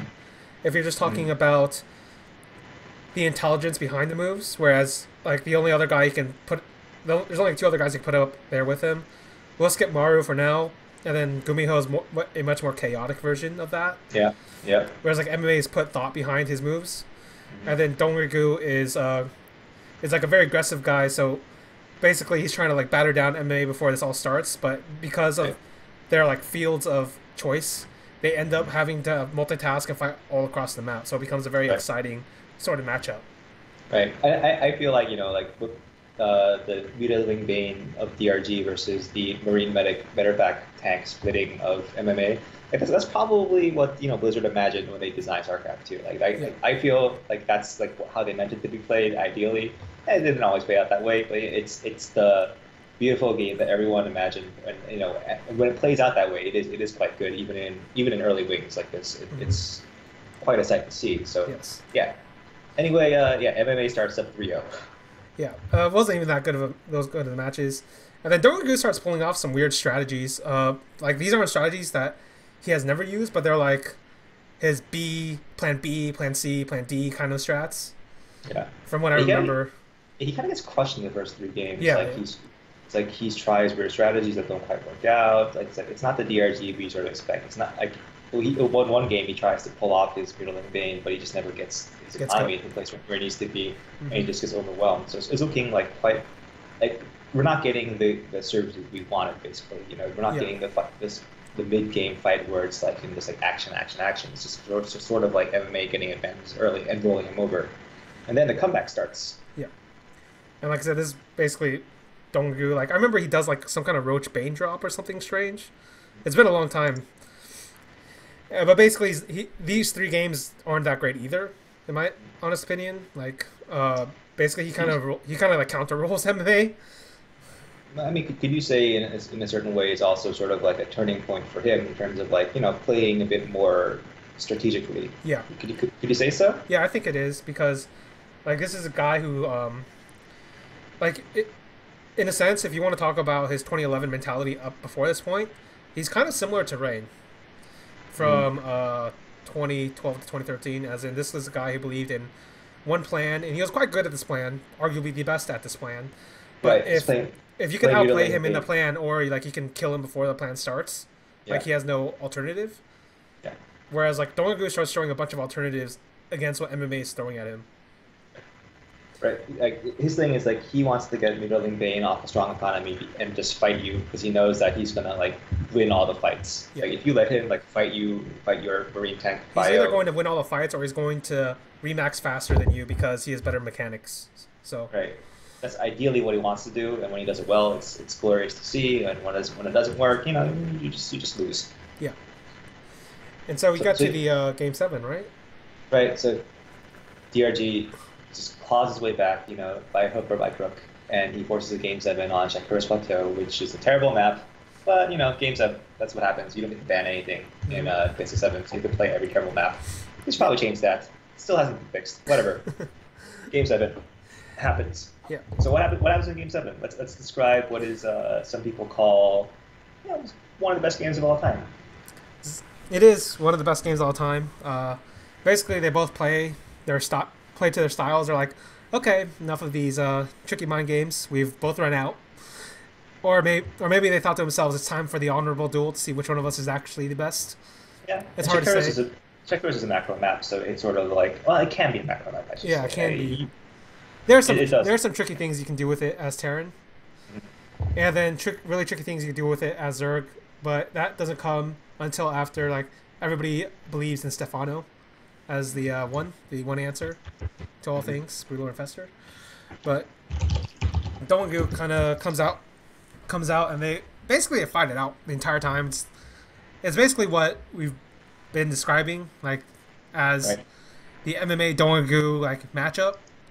Right. And then it kind of gets desperate because it's actually it's not so much the matchup we imagine completely, because DRG decided, well, this is like sort of a transitionary period where DRG, like we said, DRG, like, he wants to play middling vein and to just crush you, but what happens in this game, times are changing. Stefano has already shown his doubling upgrade investor style, and everyone's whilearning from it. Like, people know this is a strong build, it's something you should do. And MMA plays this game a little bit turdily. He turns it sort of into a half map, as is which happens on Shakura's Plateau when nothing happens. So he's sort of forced into this half map kind of situation where he has to go hive. And DRG's good at that, by the way. He's not like, he doesn't lose when he goes to hive. He prefers to kill his opponents at lair, but he can still play like Ultralisk pretty well. Yeah. And at this point in time, the situation of the game is people don't play. People play Broodlord Investor sort of like it happens, but it's not like people don't realize it's the completely OP comp. It is the answer to all problems. Right. They don't realize you should be making like only Broodlord Investor and some things and some queens, but like people are still making Ultralists. Like, why? Well, they're still wasting money on Ultralists. Yeah. They haven't. The famous Ultra and Toulouse strat. Yes, I remember those times. Right. Right. So. Right. Basically, like Dongu makes a. I guess you could call it an economical mistake or maybe a strategical mistake. It's hard to say exactly where one ends and the other begins. But yeah, in any case, this is an epic game. Like, they go late, they split the map, and they're just fighting. Yeah. They're like, and it's sort of like the very traditional archetype of this matchup. It's the Terran has the line, and Zerg is just throwing shit at the line, trying to break through. Mm-hmm. And it's really hard to tell who has the has the upper hand. It's very evenly matched. So you can tell like these guys they've been rivals for a really long time, and like it's living up to the hype. This is the match everyone wanted. Yeah, it basically ends, like I said, with an arguably economic or strategic mistake. It's hard to say at the time. Certainly, we know afterwards it was a strategic mistake because of Stefano. But basically, he kind of builds up this mass army for a death push as Dongu, because basically, like, MMA has started to bleed him dry, and I believe there's like only 1 or 2 bases left where he's trying to mine out, and then he tries to make a death push towards MMA's infrastructure, and then MMA like sneaks tanks out of the way. Right. Well, right. He reaches a situation where he actually does basically have EL Investor, but he runs in. It's one of those situations where you arrive there intentionally and unintentionally. Mm-hmm. It's like he's tried other stuff, like he's like made Ultras, he's made Banelings, and at some point he's arrived at EL Investor, and he runs into the biggest problem of EL Investor is that it's fucking immobile on a big map. EL Investor, like as OP as it is, there's numerous famous games where it loses because Terran's actually much more mobile than it on super big maps, like the famous the Young DRG game. Young DRG. Basically, Dongu hadn't. Basically, Dongu played that match at the wrong time. If he had watched, I forget which map it was, but basically, Symbol solves this problem by uprooting spine crawlers. Yeah. Like, I mean, yeah, I mean, like, DRG is like a great. He's a really good blue pistol player. He's just not one of the best. Yeah, Like you can see that like he'd rather have something that has more mobility. Like when he's forced to play against, you know, the investor, you see him like just like struggling with the mobility of the composition. like this is not his play style. Like this guy loves the fast paced, in your Right. face shit. Whereas like famously like Stefano's like it's in order to win you have to be patient with this kind of thing, Yeah. and that's definitely not Dongwon-Gu's favorite kind of style to play. Definitely not MMA's. So like I said, Yeah, but he's in a position where he's caught on the map with his death force, and he's getting counter dropped, and he doesn't have what he needs to be able to like sort of deal with his economy being taken down. So mhm, he has this Blue Lord Infestor kind of like the last army that he needs to win with, yeah, and he almost makes it, but like, just barely fails. yeah, And I just barely think fails. he also makes a mistake of losing all his investors. That's his problem too. Yeah. Probably should. I should probably point out like this was before the infestor buff because it got multiple buffs. The first buff obviously was like decreasing the time people were fungled, so it actually increased the DPS by like 2 or 3 times. I forget the exact numbers. But the other buff that people don't remember is they slowed down the movement of infestors, and it sounds like it'd be a nerf, but it's actually a buff because Zergs can't micro. Oh, yeah, that's true. So they would often like have their infestors at the front of the army and then just die without microing them back. Yeah, that's what happens in this game. They, Yeah. they, they sort of just die to tanks. Yeah. So in the old days, I mean, I guess in the newer days relative to then, like that wouldn't have happened because the army would micro itself.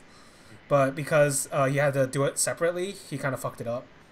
Yeah, but in any case, this is a very close game. It's very hard fought, and he almost wins. But in the end, MMA, he managed to just have a good enough defense against the Death Army, aided by some of DRG's mistakes. And meanwhile, he's like counter dropping hard enough to Like, lead his. like basically, like he sent some kind of tanks to like DRG's Right, last mining base or something, or just newly right, built base. right, tanks are useless, so he just like sends like a dropship of 2 tanks, just like Yeah. just tank mode, like shoot it down. Yeah. So it's like a brilliant move basically because it forces. There's no transition out of that. It's either you win or you lose, and Yeah. Dongwon-Gu was close, but he lost.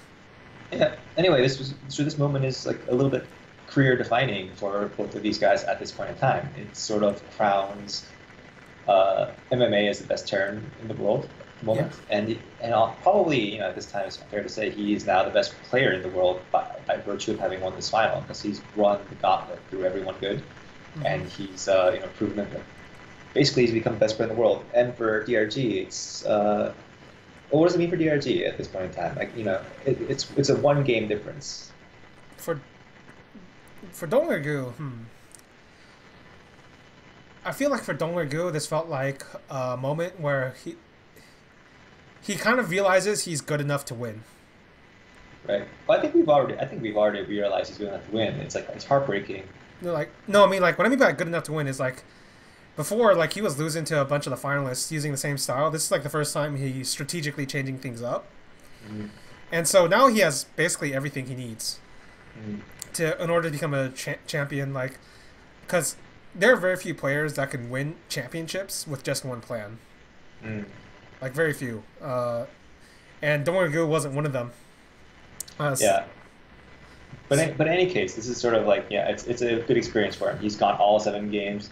He's shown he can come back almost from a huge deficit. It's just very, playing these big matches is important. Yeah. Or we would like to believe. And it's going to set him up. It's going to set him up because he's going to surpass MMA in 2012, whereas MMA falls down. There are actually a bunch of reasons as to why MMA falls down, so it's hard to pinpoint one of them. But in any case, yeah. So that ends DRG's 2011. He's in Codes. He's through a weird backdoor, but he's in Codes. That's what matters. He's flopping in Codes, but at least he's proven himself that he's a pretty good player in a Korean tournament. He can play against the best in the world in Korea and come in second place. And that's something we've always known from his like MLG and other results. Yeah. So it ends a year where he's came out of nowhere, carried his team to GSTL, made a ton of fans through his like exciting CVT playstyle, and he gets one minor champion, whatever middling championship out of it, and he gets a lot of respect. So that's like a pretty good first year. And he's like, so headed in 2012, he's like one of the big stars of Korea, probably considered one of the best surgeons in the world, and like one of the most popular players in the world for sure. Mm-hmm. So 2012, we take and this is back in the day where there was like no off season. Like this is the crazy like period of StarCraft where all the third parties were trying to like squash in as many events as possible in the short time frame. So it's like I would like to say there was a break between 2011 and 2012, but no, we just get right into it. Yep, there is no break. You just keep going forever, at least during this time. So that's a thing to think about. All right. Basically, like, fatigue is real, and this shit is kind of crazy. Basically, I think his next one is Code S. Right. So 2012, they changed the quota system. They make it so the more now they open up a code age that's reasonable to show us now only the top 8 players are seeded. The bottom 24 can be replaced. So that's a sensible system. That's good for everyone. Yeah. It doesn't matter for DRG anymore because he's already in. Mm-hmm. It's actually bad for him now that he's already in because now he has to defend his spot harder. But that won't be a problem. As it turns out, it won't be a problem for him. Mm-hmm. So what happens in Coda Season 1 of 2012? Basically, he makes a run through a bunch of players. Dongwoo, SC. This is the one he wins. Yeah, this is the one he wins, right? Yeah, so to tell ahead of time, I don't know if we were trying to like lead up to it, but I guess everyone knows. Basically, he meets his his famous friend Genius multiple times. Okay. Well, let me just go through like who he beats on the way up. So he overcomes JYP, who's been sort of a thorn in his side. Yeah. Back when he was bad versus Protoss, so he beats JYP. It's a nice symbolic victory. He beats SC teammate, underrated player, Heroes of the Storm world champion, I think. Already? Maybe not. That was quick. Okay. Oh, actually, no. I should look that up. I don't want to Heroes of the Storm. No, he's not a world champion. Yeah, that's what I thought. Seems very unlikely. Wait, maybe he is. Okay, he's a multiple champion, not a BlizzCon champion, but multiple champion. Okay, champion's good enough. Yeah, I'll go with that. Especially for a guy with like a broken lung. I still don't know if he has that problem, but he did back in StarCraft. Oh no, wait, he won BlizzCon 2016. Oh, that's pretty good. Nice, his team won 300K. Okay, yeah. Okay. We're happy for him because he was one of the guys in StarCraft 2 we always thought was like a really good player who could never catch a break. Basically, he makes Nesty's career, in a sense, because he and Nesty have like its epic best of 5 series way back in the day. Right. It's a really fun series, so yeah. Yeah, he's a very stylistic player back in StarCraft 2. He doesn't micro. He's like proto bomber. He just sort of like he's kind of similar to very similar to Bomber and Innovation later, all about the parade push, even though it's not like as good as they were at it. Right. The difference being that Innovation, if he wants to micro, he can micro. He just doesn't bother most of the time. Whereas I don't know if Bomber could micro if he wanted to. I'm not sure about SC either. SC could at times, but it's like it's in between the two of them. It's not like as good as Innovation. Right. So whatever. Tangent. So on the way, he beats JYP, SC, beats Nesty, and that victory is actually I think it's worth pointing out because at that point in time, Nesty, obviously fading star, but his ZVZ at that point was still like an 80% matchup. Of all the things that he kept, like he always clung on to his ZVZ ability. Like he was just really good at the builds, really good at the execution, and that's what surprised me too because you would think that old guy wouldn't have the finesse, the execution skills to be good at ZVZ, but no, he was really good at the early game, main game too. Mm-hmm. So that was actually a really good series where like DRG, it was another sort of like symbolic. It was a minor passing of the guard where DRG showed, hey, like even in ZVZ, I'm the best. I can take out the former like unbeatable ZVZ champion. Yes. So he beat him. Yeah. So for context for that, it's like basically Nesty did the same thing to Fruit Dealer very early on in StarCraft 2. Kind of kills him in ritual combat, Highlander style. Dongwoo goes on to do it to Nesty. Then Leenock does it to Dongwoo. Life does it to Leenock. And then Sue does it to Life.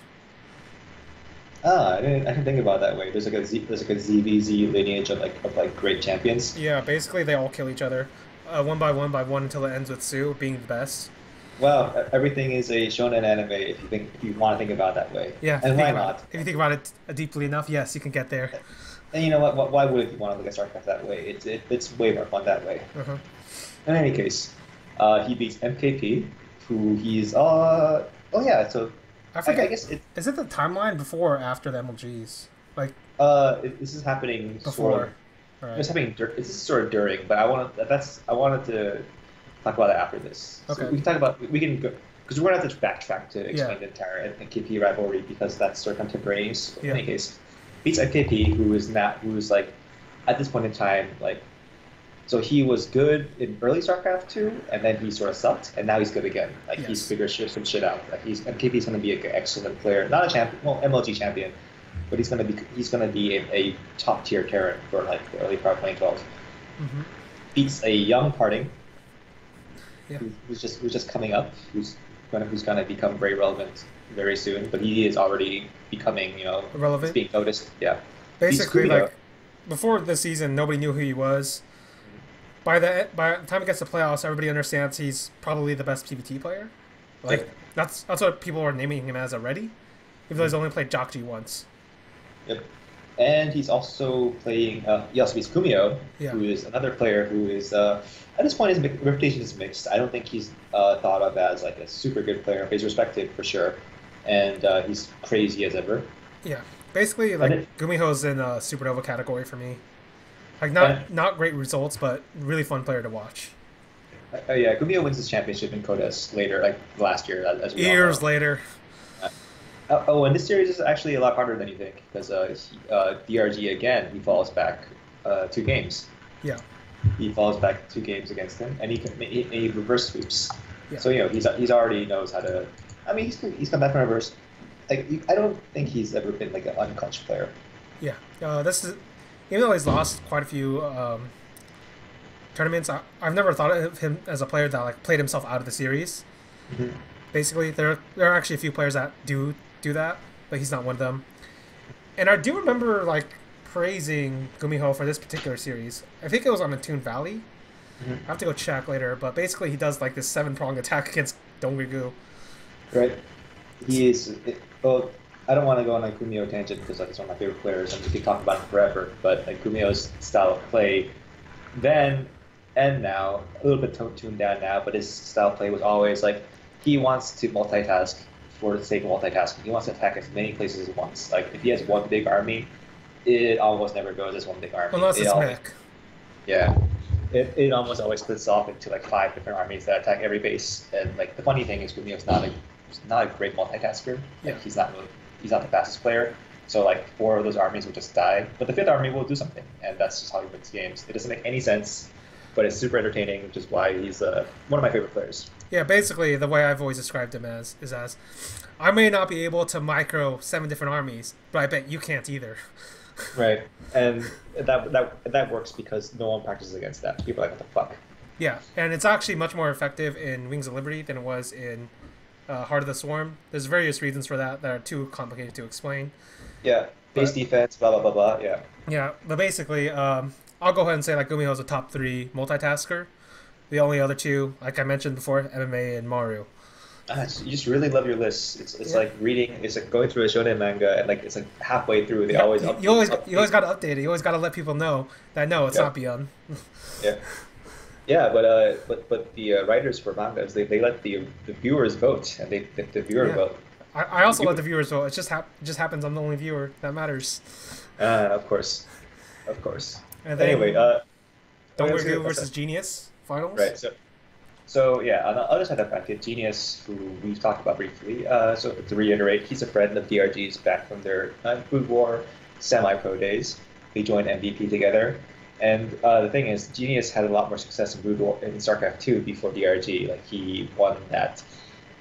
He won a lot of money at 2010 BlizzCon, even though it wasn't particularly a competitive tournament. He just somehow, I don't want to say he was lucky. Like, it was a mixture of skill and luck.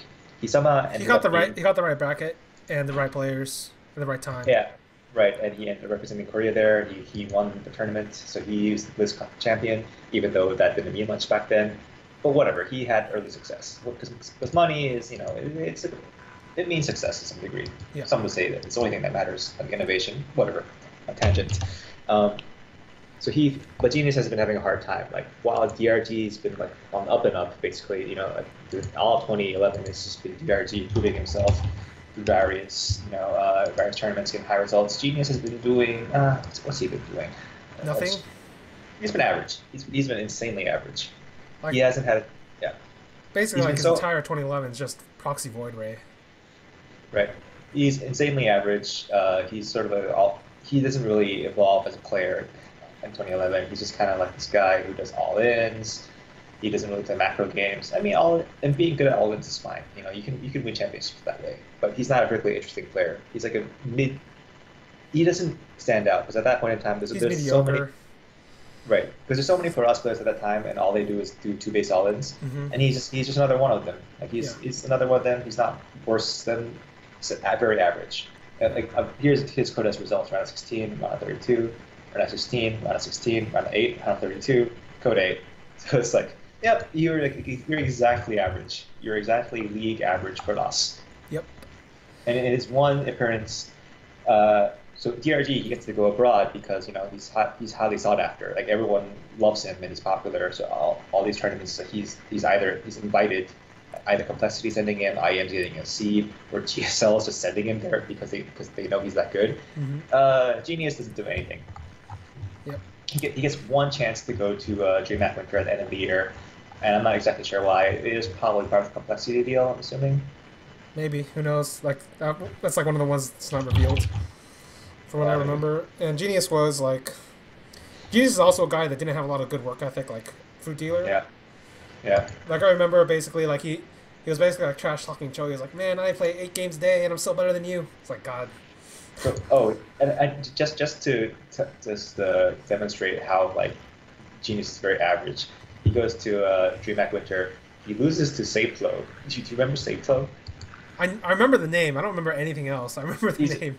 He's just a Protoss, one of the many good Swedish players at that time. Back before Sweden stopped playing StarCraft and played, CS:GO exclusively again. Yeah. All of the kids in Sweden were playing StarCraft, so they had a bunch of they had a very they're very deep, I would say. Like they're very good at the top, but they're also very deep. Sweden was once like one of the best StarCraft 2 countries in the world. Yep.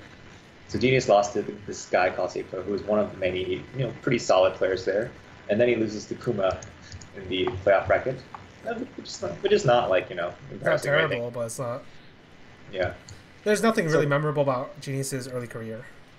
So, anyway, his 2011 is very average, fine, whatever. So what happens in 2012? How does because we understand why DRG is now making this run to the finals. It makes sense. Yeah. If a DRG story arc, it makes sense. Like he's slowly climbed, gained experience, and his skills paying off, and he's reached the finals of Codes finally. What about Genius? Why the hell is Genius in the Codes finals? I mean, do you have an answer for that? I can guess, but I don't have a conclusive answer. So if you look at Genius's path, he beats DRG in the 32. He beats SC. Who else does he beat? He beats... He's in... Nest. Yeah, he's in Double Goose Group again, yeah. Nest, Marine King, MC, and Alive. I don't get it, actually. Yeah, I can actually explain a few of these. Like, Genius was actually still pretty good in PvP, because PvP was way more variant than every other mirror matchup. Right. So, like, he can get away with that, I think. And he was really good at proxy void rating. And that's what he used against Alive.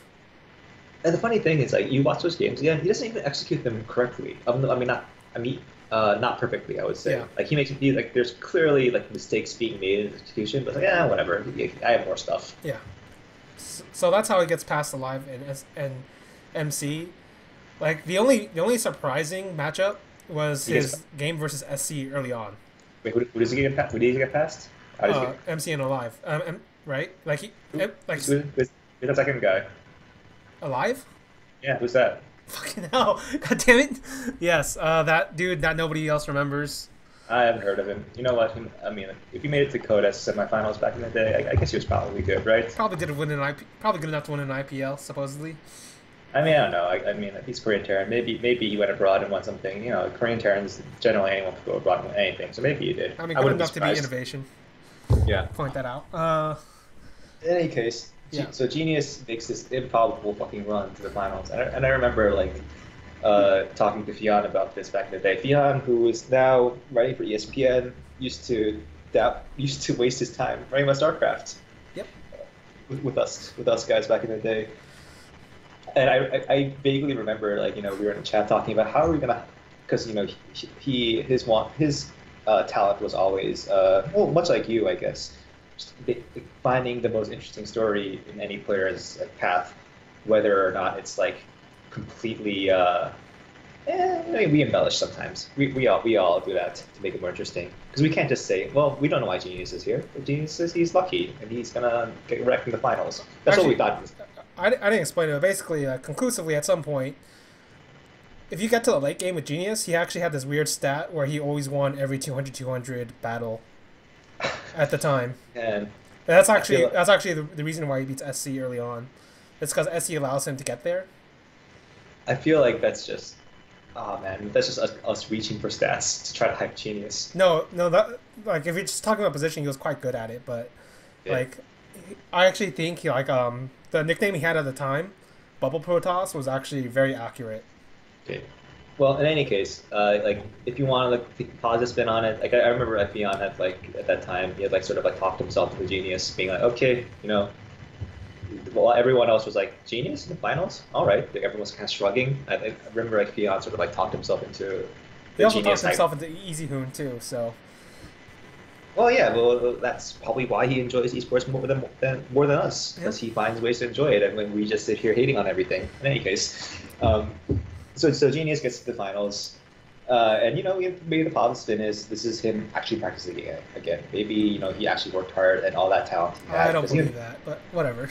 Yeah. So we can look at this final like in multiple ways. Genius making his final run of his career, or just getting a lucky run before getting wrecked by DRG in the finals. Yeah. This is what happens. He gets wrecked. 4-2 should have been I will explain the most. 4-1. I will explain the most important part of this finals. Mm-hmm. In one of the games, Good wins, and then goes over to Genius's chair and puts on the military uniform, the military cap on Genius. That is the most important part of this finals, and Genius did not take the hint. Yeah, he just runs into his booth and presents him with like combat fatigue, saying, "Dude, time to retire, time to go to the military," which is probably the most BM move you could pull in StarCraft, if not for the fact that these guys have been friends for like years. Mm-hmm. So that's the only reason you can pull this off. Because if they weren't friends, like Genius would have been justified in punching him in the face. Yeah, if it was anybody else, but it was Dongegu. Right. And for the DRG, it's I want to say this is it's a crowning moment. Yeah. And oddly enough, like it doesn't feel like a crowning moment because it's against Genius. It's such a weird one-off because all of his most famous matches are against other guys. Like so MMA we talked about. The BlizzCon final was really important because if they had fought each other in GSTL multiple times, representing two of the biggest teams, MVP and Slayers. They had met at MLG a couple of times where where they had traded matches, they eliminated each other from separate MLGs. So it felt when they fought in the Blizzard Cup finals, it felt like meaningful. Like we were coming to the end of the road of this rivalry, and this TRG Genius thing is like, I mean, they're friends, so it was cool, but he sort of just stomped him. But good, whatever. You deserve it. Not every final is like. Not every final is going to be some epic clash between two players that were always meant to be. Right. Sometimes the Lakers beat the Nets, and that's what it is. Yeah, that's what it is. Still got the GSL, still good. Right. So this is like, so this in itself, the first year of DRG, this is like about a little bit less than a calendar year, or about a calendar year. But this in itself is a full character arc. If you wanted to present it as a story, this is like a full character arc for DRG. He appears as like a trainee who wasn't even sure if he wanted to go pro, starts playing, has some struggles, fights his way through, suffers some painful defeats, but at the end of the day, finally comes out on top and is, the champion of the world. Yeah. Well, of Korea, but essentially the world. Yeah. So this is that. So that's basically part one. Part one of his There's career. basically like three parts. We're gonna go to the second part, I guess. Right, and this is not gonna be as long because what we explained up to now is probably the most interesting part. Yeah. Part one was the best part, I think. Well, it's most interesting because we just got to reminisce about how old StarCraft used to work. Yeah. Now we go to And part two, right? well, yeah. Well, so what happens after this is that now the world starts changing really fast, and so DRG, after winning his first CODIS, understandably, he has the championship hangover. He doesn't do much in next CODIS tournament. He flops out in the round of, what is it? 32. Yeah, he flops out. What's happening now is that, so 2012 is probably the year where MLG is the most, they've gone all in on StarCraft. Like, they think they they throw a lot of money at it because they desperately need StarCraft to work. And they start holding a lot more events. Like they do a lot of interesting things. They try to hold a pure pay-per-view. You remember that? Yeah. The arenas. Yep. Arenas were a thing where they invited like 32 players to their office in New York to play a bunch of games. And it was just like a pure pay-per-view event. And they were testing to see, hey, is this model going to work? There was a lot of backlash. It ended up being, Not work. It probably didn't work, assuming, because if it was actually profitable, they would have kept running it. I recall the first event did okay numbers, or I heard that it did okay numbers. And then it went downhill after that, right?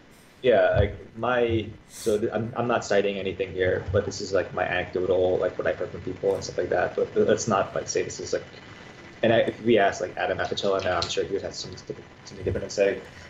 But or maybe he corroborated.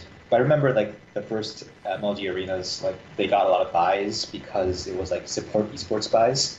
Oh, okay. Those are always good. But no one's gonna make this support esports buy every time. Eventually, you gotta sell product that people want to buy just for the product.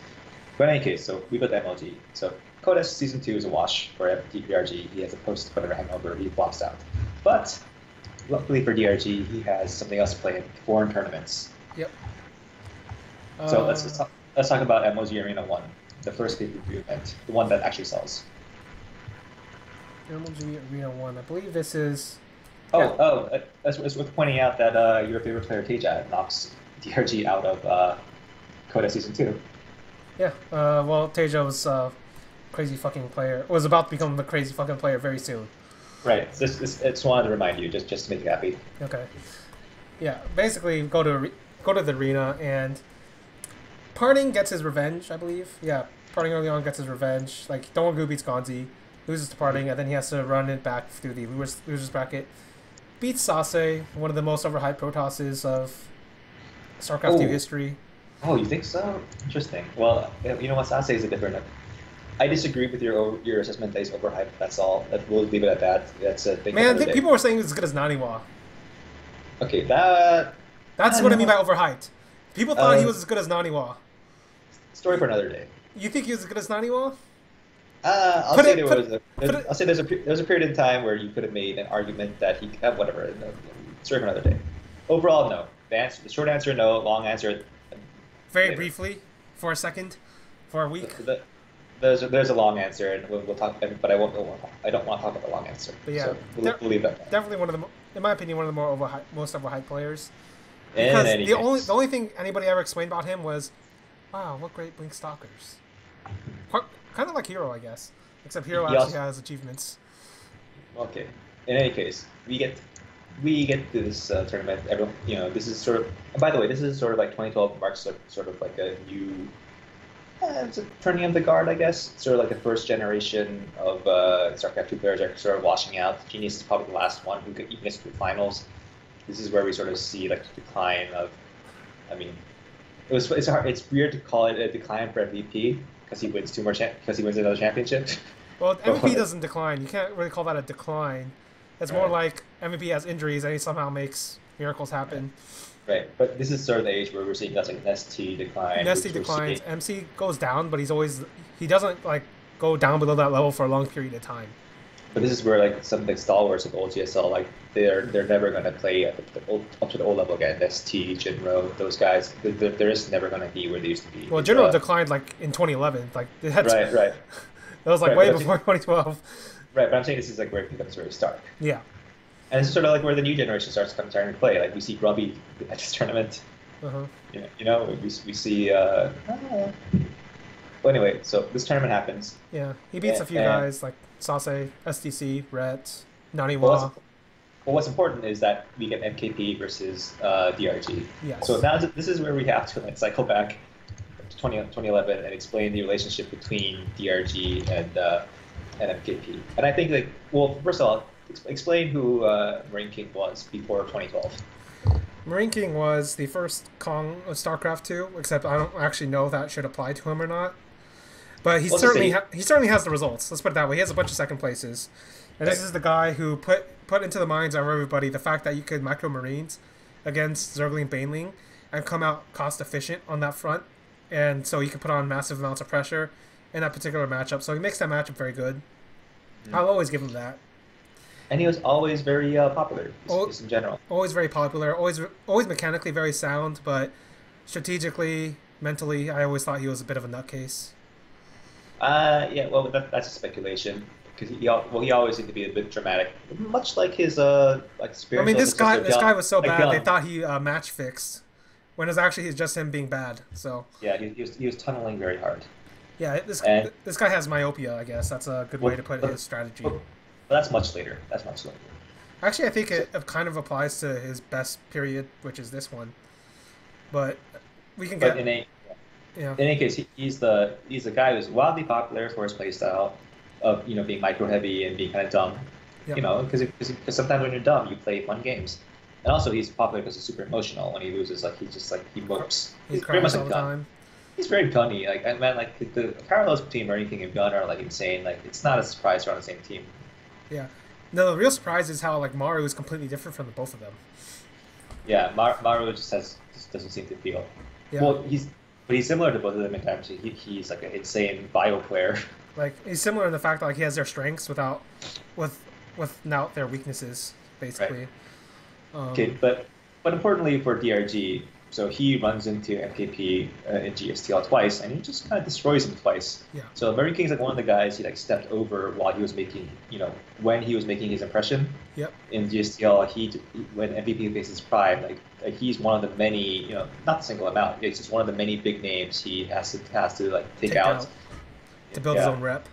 Right. And these two will face off in some show matches before MLG, like they'll trade matches. It's not like, DRG always has Marine King's number. Like Marine King beats him.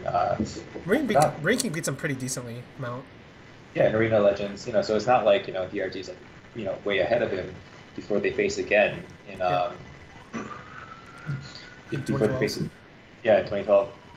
So it's they've been trading matches. They seem to be evenly matched, but it doesn't seem like a rivalry. They're just guys who just happen to be both. They're both good players, and if you're run into each other, players, but it's not. It doesn't feel like it's faded to me, at least until 2012. Right. So what happens to Marine King in 2012? What happens to his playstyle? Basically, I think he runs into a strategy, a meta, I guess is a better way to put it, where his pure greed is no longer punished by the current ways the Zerg are playing. So he's able to amp up an early game economic lead, and that parlays into a bigger army, and then he macros the shit out of the army and takes out a bunch of players that way. It's actually very similar to what he does in his last run ever in Kespa Cup against a bunch of the Protoss players, where because of the way the meta works, the players he's playing against don't necessarily think about going all in because that's a very gambly sort of move. And Marine King kind of abuses that, gets ahead economically, then uses his much better micro with an even larger army to create an even bigger gap between him and the opponent, and that's where he wins. That's how I'd put Marine King's playstyle throughout his entire career. Yeah, like if I had to oversimplify, in 2012 he becomes kind of like a macro player. Yeah. Like his micro is what stands out. Like even more than his micro, it feels like he becomes a guy who's like a macro player who likes to create huge armies because his mechanics are very good. He's always good at cranking out big armies and doing great pushes. And again, I'm oversimplifying, but he starts doing stuff like he just stops dropping because he thinks, you know what, I'm just gonna send everything to the front. Yeah. And because he's confident in his macro and his ability to fight better than the other guy, he's always gonna crush him in a straight battle. Fight. This guy's a true mechanical monster in a way very few players are in StarCraft 2 history. I'd put him up there as among the best mechanical players. Yeah. Excluding all of his like strategical or tactical problems. Mechanically speaking, he was among the best, at least at his prime. Yeah. And yeah, so at this time, like the first half of 2012, he sort of perfects this style, and everyone's sort of left behind. And this is probably the peak. Well, not probably. This is Is the peak this? of Marine. Yeah. This is the peak of Marine King, where he stops being this lovable loser and he becomes like a winner. He Yeah. wins. So he runs into DRG in this final of MLG Winter Arena, and he crushes him. Yeah. And I want to say, but it was interesting though. It was a fun game. It was a fun series, despite like the result being like 4-2 in Marine King's favor. Because it feels like Donggu is allowed to play his style. It just happens like Yeah. Marine King's like crushing it. Right. And this is sort of like, this is good for the fans. Like if you're not cheering for either DRG or Marine King, it's good for the fans because it sort of they sort of play the TVZ that everyone really wants. You know, if we could force people to play certain styles, that's what they would play. They would play, you know, like big layer armies trying to kill Terran, like not trying to like turtle up to Hive and get, you know, beat them with tech units. But you know, a Zerg who's willing to like, you know, face Terrans, bio on the ground with his own like large army, whether it's like, you know, whether it's Lingfester, whether it's, you know, Needling Bane, you know, it's just like a big layer army that's very mobile and swarmy. You know, it feels swarmy. Yeah. That's probably one of the things. Like this is a tangent, but like, you know, Zerg at Hive, it feels like it doesn't fulfill their race fantasy. I guess it's like high tech units, like spellcaster. It's very Protoss-y. Like if it's you pure death ball basically. Like yeah, if you took all of the like the skills and mechanics on the units, so like the Ultralisk, the Investor, the Broodlord, the Corruptor, and you like reskinned them with like Protoss shit, it would be Protoss. yeah. Like it would feel more Protoss than some of the stuff Protoss does. Like the carrier feels like more like a Zerg unit than like. Yeah, basically like it breaks character and it's kind of weird, right? Right. That was just a tangent, but yeah, in general. So that's why people like watching, you know, big layer versus bio fights, because it feels like the, you know, the Starship Troopers, the Warhammer 40K, StarCraft. It feels like You know, StarCraft, like that age-old, you know, sci-fi fantasy, the Space Marines fighting the ridiculous alien swarm. yeah. And even though it's like the same compositions, tactically speaking, there's a lot of things you can do differently, and you get into that once like life comes into the picture. But for now, basically, these guys, Donggu and Marine King, kind of define the TVZ of this era, this brief like 3-4 month period before Broodlord Infestor truly takes over the world. Yep. So what happens anyway? So at the Winter Arena, which is a private event, no audience, but it's pay-per-view, MKP wins. And this is MKP's first championship. And people try to downplay it, of course, because, you know, it's like, why Su hasn't won a championship? He won a Kespa Cup. But no. Narrative dictates it cannot be a championship. I mean, it was a championship just against a Kong. Yeah. But MKP, you know, I feel at least he wins an undisputed championship. Whether you know, you can call the arena minor, but then he goes to the live and wins that one straight up, right? Yeah, and he wins straight up against DRG, who has come back to fight him again because of another great fight where he tries to like outmuscle him, and they just basically like bash each other in the face for like 5 games. And then Marine King wins again. And wins, and it's really fun, and it's really fun, and this is probably for a lot of people, I want to say, I don't know, it's like I feel like it's like an underrated, like good era of StarCraft 2. It's a period where like people really enjoyed specifically that matchup, I guess. Yeah, like the stars were established. You know, Stefano was big, Naniwa was big, Dorjang was still good, and we had like Ijo was still good enough, and you know there were like a lot of Koreans people wanted to root for, like MC, Marine King, Gongnaegu. Harding was coming up. Harding, his English was bad, but he was the guy who was sort of like a. He has the best. He has the best personality among all StarCraft 2 players, probably. Right, he's like 17, but he's like or 18 back then. But he's like doing all these ceremonies that are like funny or, you know, low key disrespectful, but still funny. And this is like an interesting era that I feel like people don't remember, but or maybe they do. Maybe I'm talking to the wrong people. But this is an interesting era of StarCraft. And so MKP, he beats DRG twice, and this is turning. Well, you couldn't call it a rivalry now, because right, if only one side wins, is it really a rivalry? It's certainly a rivalry, but like it's sometimes just a beatdown. Sometimes, but they're definitely rivals. Like sometimes the rivalry just completely goes one way, and then if like it gets beat down enough, I generally use the FGC term demon. Like what's that old Cloud and Goody. Like Goody was fucking Cloud's demon for his entire career. Like that was like a ridiculous like head-to-head record or something. Mm. And so even and the thing is like yeah, the results show that like Marine King's dominating, but if you look at the games, it's actually a pretty fun and close series every single game, despite Marine King generally coming out on top. Yeah, so Marine King has the upper hand during the winter season of MLG, but heading into spring, they get the rematch finally, and DRG. So what changes? Like, so he wins. Yeah. We'll just put on the front end, and so before, they would go at it, and they would basically just punch each other in the face repeatedly until one gives out, and that was Marine King winning. Yeah. So this time, what happens? And DRG wins in a what's the class 2-0. again? He wins 2-0, but I don't remember the. He wins 25,000.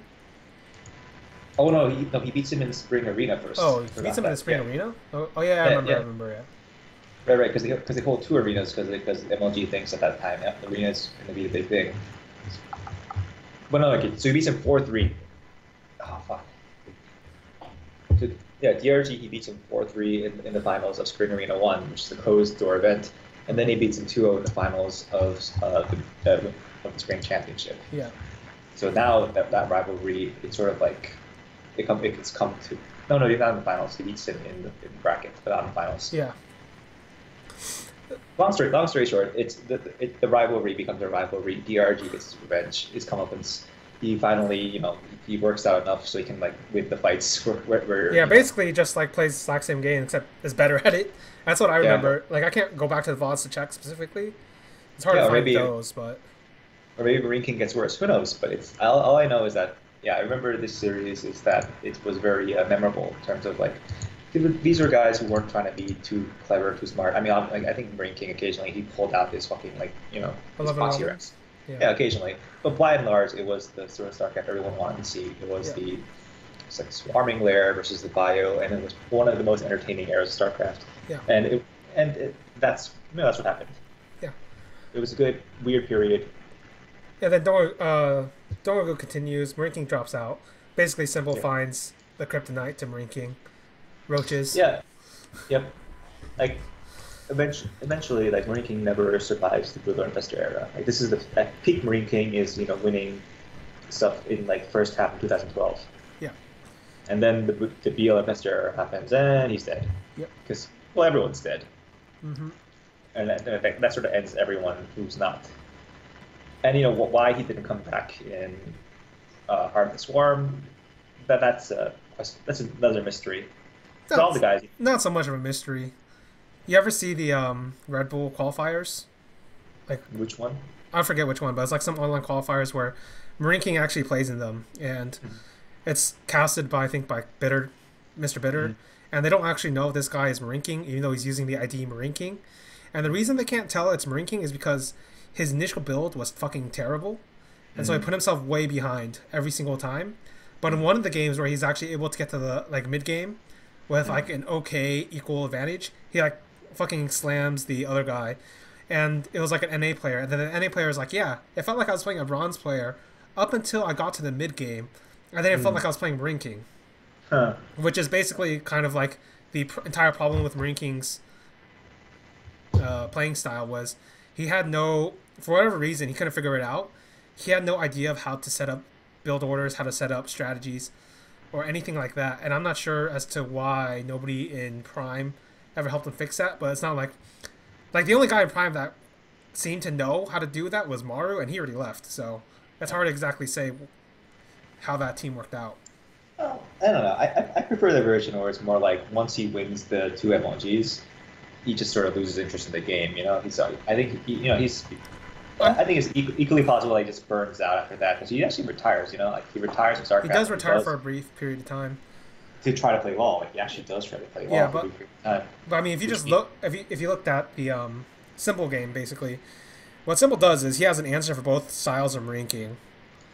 It's like 7 Roach Rush, kills 11-11, kills his command center first, and then Marine King refuses to do a safe build, and then that's the way I think about it. He just refuses to do a safe build, and then like it makes sense if you consider like the rest of his career when he does come back, because he never changes, he never fixes that part of the problem. And it gets to the point where like people start thinking he's match fixing. I don't know. I feel like it's. I mean, you could attribute to a lot of things. Well, maybe contribute to one of the things that's going to come up now. So, Could also be the fact that Gerard's like fucking crazy apparently. So no. Well, it could be due to something else. So, yeah. So halfway through. So halfway through 2012, we're here for DRG. He's won his first Code S yeah, after he has his Code S championship hangover, goes around 32 next season, but he bounces back, goes around a horn after that. yeah. So he's doing pretty well. He's round of 4 Code S. He's had this intense rivalry with Marine King and MLG where he's lost 2 tournaments to him, and then he goes up and wins 2 tournaments against him. And so at that point in time, DRG is like clearly like I don't know, like is he the best circuit in the world at this point in time as we head into like the summer of 2012? That's actually a complicated question to ask because it's not there was no Ascendant Zerg at that point. Symbol maybe. Symbol was close, but like if you want my opinion, it might have been Stefano. Huh. Oh yeah, you could say that as Broodlord Infestor is unfolding. Yeah. So yeah. So at danger of making everything about Broodlord Infestor as we love to do, what happens is like BL Infestor is catching on faster in the West at this point in time. Like in Korea, it only really arrives like in the fall, which is really weird because when you see the BlizzCon finals, it's not BlizzCon, was it BWC, the Blizzard finals this year, all the Korean participants are Protoss because they held all of the preliminaries in the summer back when Protoss was OP. Yeah. And then like within the span of like a month, like Broodlord Infestor took over the world. Yeah. Took over Korea. Well, it takes over Took Korea. over Korea, yeah. Yeah, it's already taken over the world. It just gets to Korea like. So that's why like there's an argument for Stefano was the best that time, because his knowledge matchup was obviously way better than any Koreans. Yeah. I do remember like talking to Stefano a long time ago, and like he says like at that time he thinks he was the best player in the world. I mean, obviously, why not? Why would he think so? He had some weaknesses actually, but.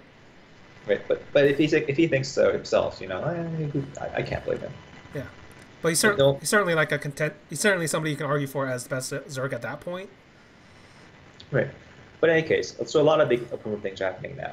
Korea, this is the last, this is sort of the last seasons where, BL where the most evil version of BL Fister hasn't taken over yet. So these are the last few seasons where guys at DRG play with honor. Yeah, play with honorable layer style, and still be champions, and still be high-level players. The other important thing that's happening at this point in time is Blizzard and Kespa have they worked through their issues. Yeah. So I guess we have to do the very short version of it. But what happens is, for a long time, Blizzard, StarCraft Brood War has been out since 1998. Yeah. And esports starts in like 1999. Kespa starts in like 2001. Long story short, televised esports has been going on in Korea for over 10 years.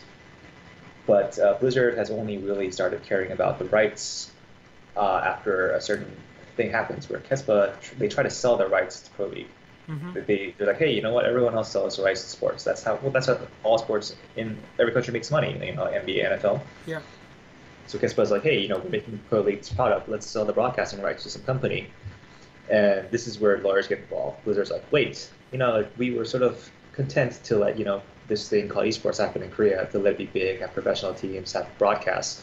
But at the point where you're profiting off our IP, calling it, you're calling this broadcasting based on our game your product, we disagree. You can't do that. So they get into this protracted dispute over like whether or not Kespa actually owns the broadcast rights to Brood War related broadcasts. Yep.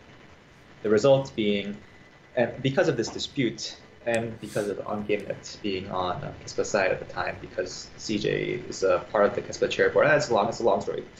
What happens is all the Kespa teams, they hold out from changing StarCraft 2. Yep. That's why during this early age, we have guys who are either washouts from the Kespa system, or people who used to be in the Kespa system thinking, you know what, this is a good opportunity. I'm going to be an early adapter. So that's where you get MVP. Yeah. Guys like MMA, who wasn't like the SKT training squad, whatever. Yeah. Those are initially the guys changed StarCraft 2 at first, are those guys. The guys who are like 18 pros don't change because they're already, they're set. They have like full-time jobs playing Brood or professionally. Yeah. So in 2011, late 2011, early 2012. I forget exactly, but Blizzard and Kispet reach an agreement. It's there's no doesn't go to trial. Behind closed doors, something happens. Uh, you can just sum it up as a Kespa. They cede everything to Blizzard. Like they none of their claims remain. They did. It's like it's actually kind of funny because their rhetoric before that is like super anti Blizzard and very very it's very vitriolic. And they just like a total 180. They're like, oh no, all the rights belong to Blizzard all along, 100%. We have no claim to anything. We're happy to partner with Blizzard and do broadcasts of it and play their wonderful game. Mm-hmm. So that causes this big, and as part of that, and this is I guess sort of the this is the one part of the dark parts of StarCraft 2 history where no one really knows what happens, and we can only So this is where the Brood War conspiracy theorists think that Blizzard went and said, okay, everyone's playing StarCraft 2 now. Yeah, that sounds like it. Well, I don't necessarily agree with that version because StarCraft 1 was like actually declining for years. Yeah, it was already declining, right?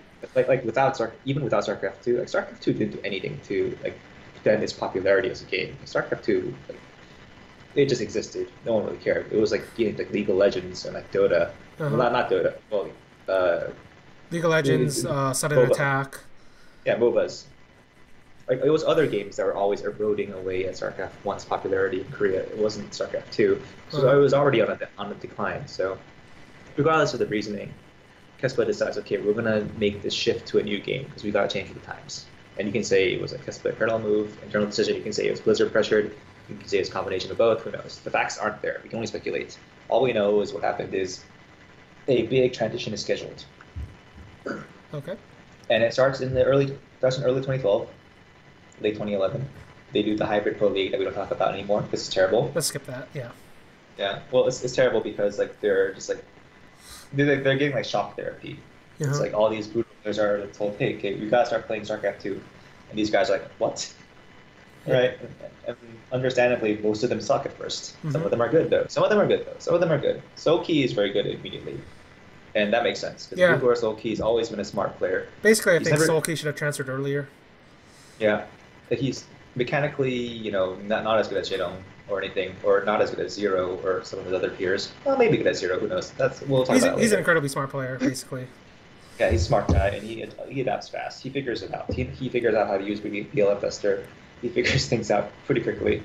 Other guys who are very good quickly. Innovation, I don't know if he's like smart at that point in time, but he's definitely good at making stuff. Yeah, basically, Innovation comes out with an interview towards the end of 2012 where they ask him, why were you so much better in StarCraft 2 than you were in Brood War?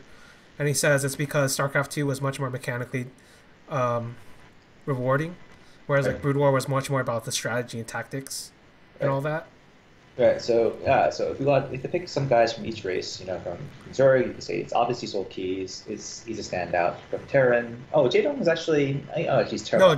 No, Jedong's only good when you get in 2013. 2013, yeah, Jedong's terrible. Flash actually gets decent pretty fast. I think he's only truly great in TVT. Well, he gets overrated, but he's like surprisingly good at adapting. Yeah, he's pretty fast. Considering that TVT, Terran doesn't work at all like Brood War Terran. But for Protoss, the guy who adapts fast is Rain. Yeah. So who's Rain? Rain is the chosen one. He is the one that brings civility to PvP. He is the answer for all Protoss players out there. And not only is he the answer for PvP, he's also a guy who kind of refines and defines PvT and PvZ to an extent. Of course, there are like other very important like mines going on in both of those matchups, but he's certainly one among the top mines. Right. So just to be so of the guys who are adapting very well, there's Rain, and to oversimplify it, and a lot of things we're doing here are oversimplifying. By nature of this thing, we're not doing like super deep. I mean, this is insanely long, but even as it is insanely long, we can't do like insanely deep dives. Yeah. Like Rain is sort of like. So if all the good Protoss players up to this point were kind of like, I would say, besides Parting, I guess. Parting isn't great yet. But even Parting is like, he's half like an all-in player, I guess. So almost everyone who's good at Protoss up to this point is like a cheese player, fundamentally. They're more a cheese player, an all-in, a micro player than a macro player. Yeah.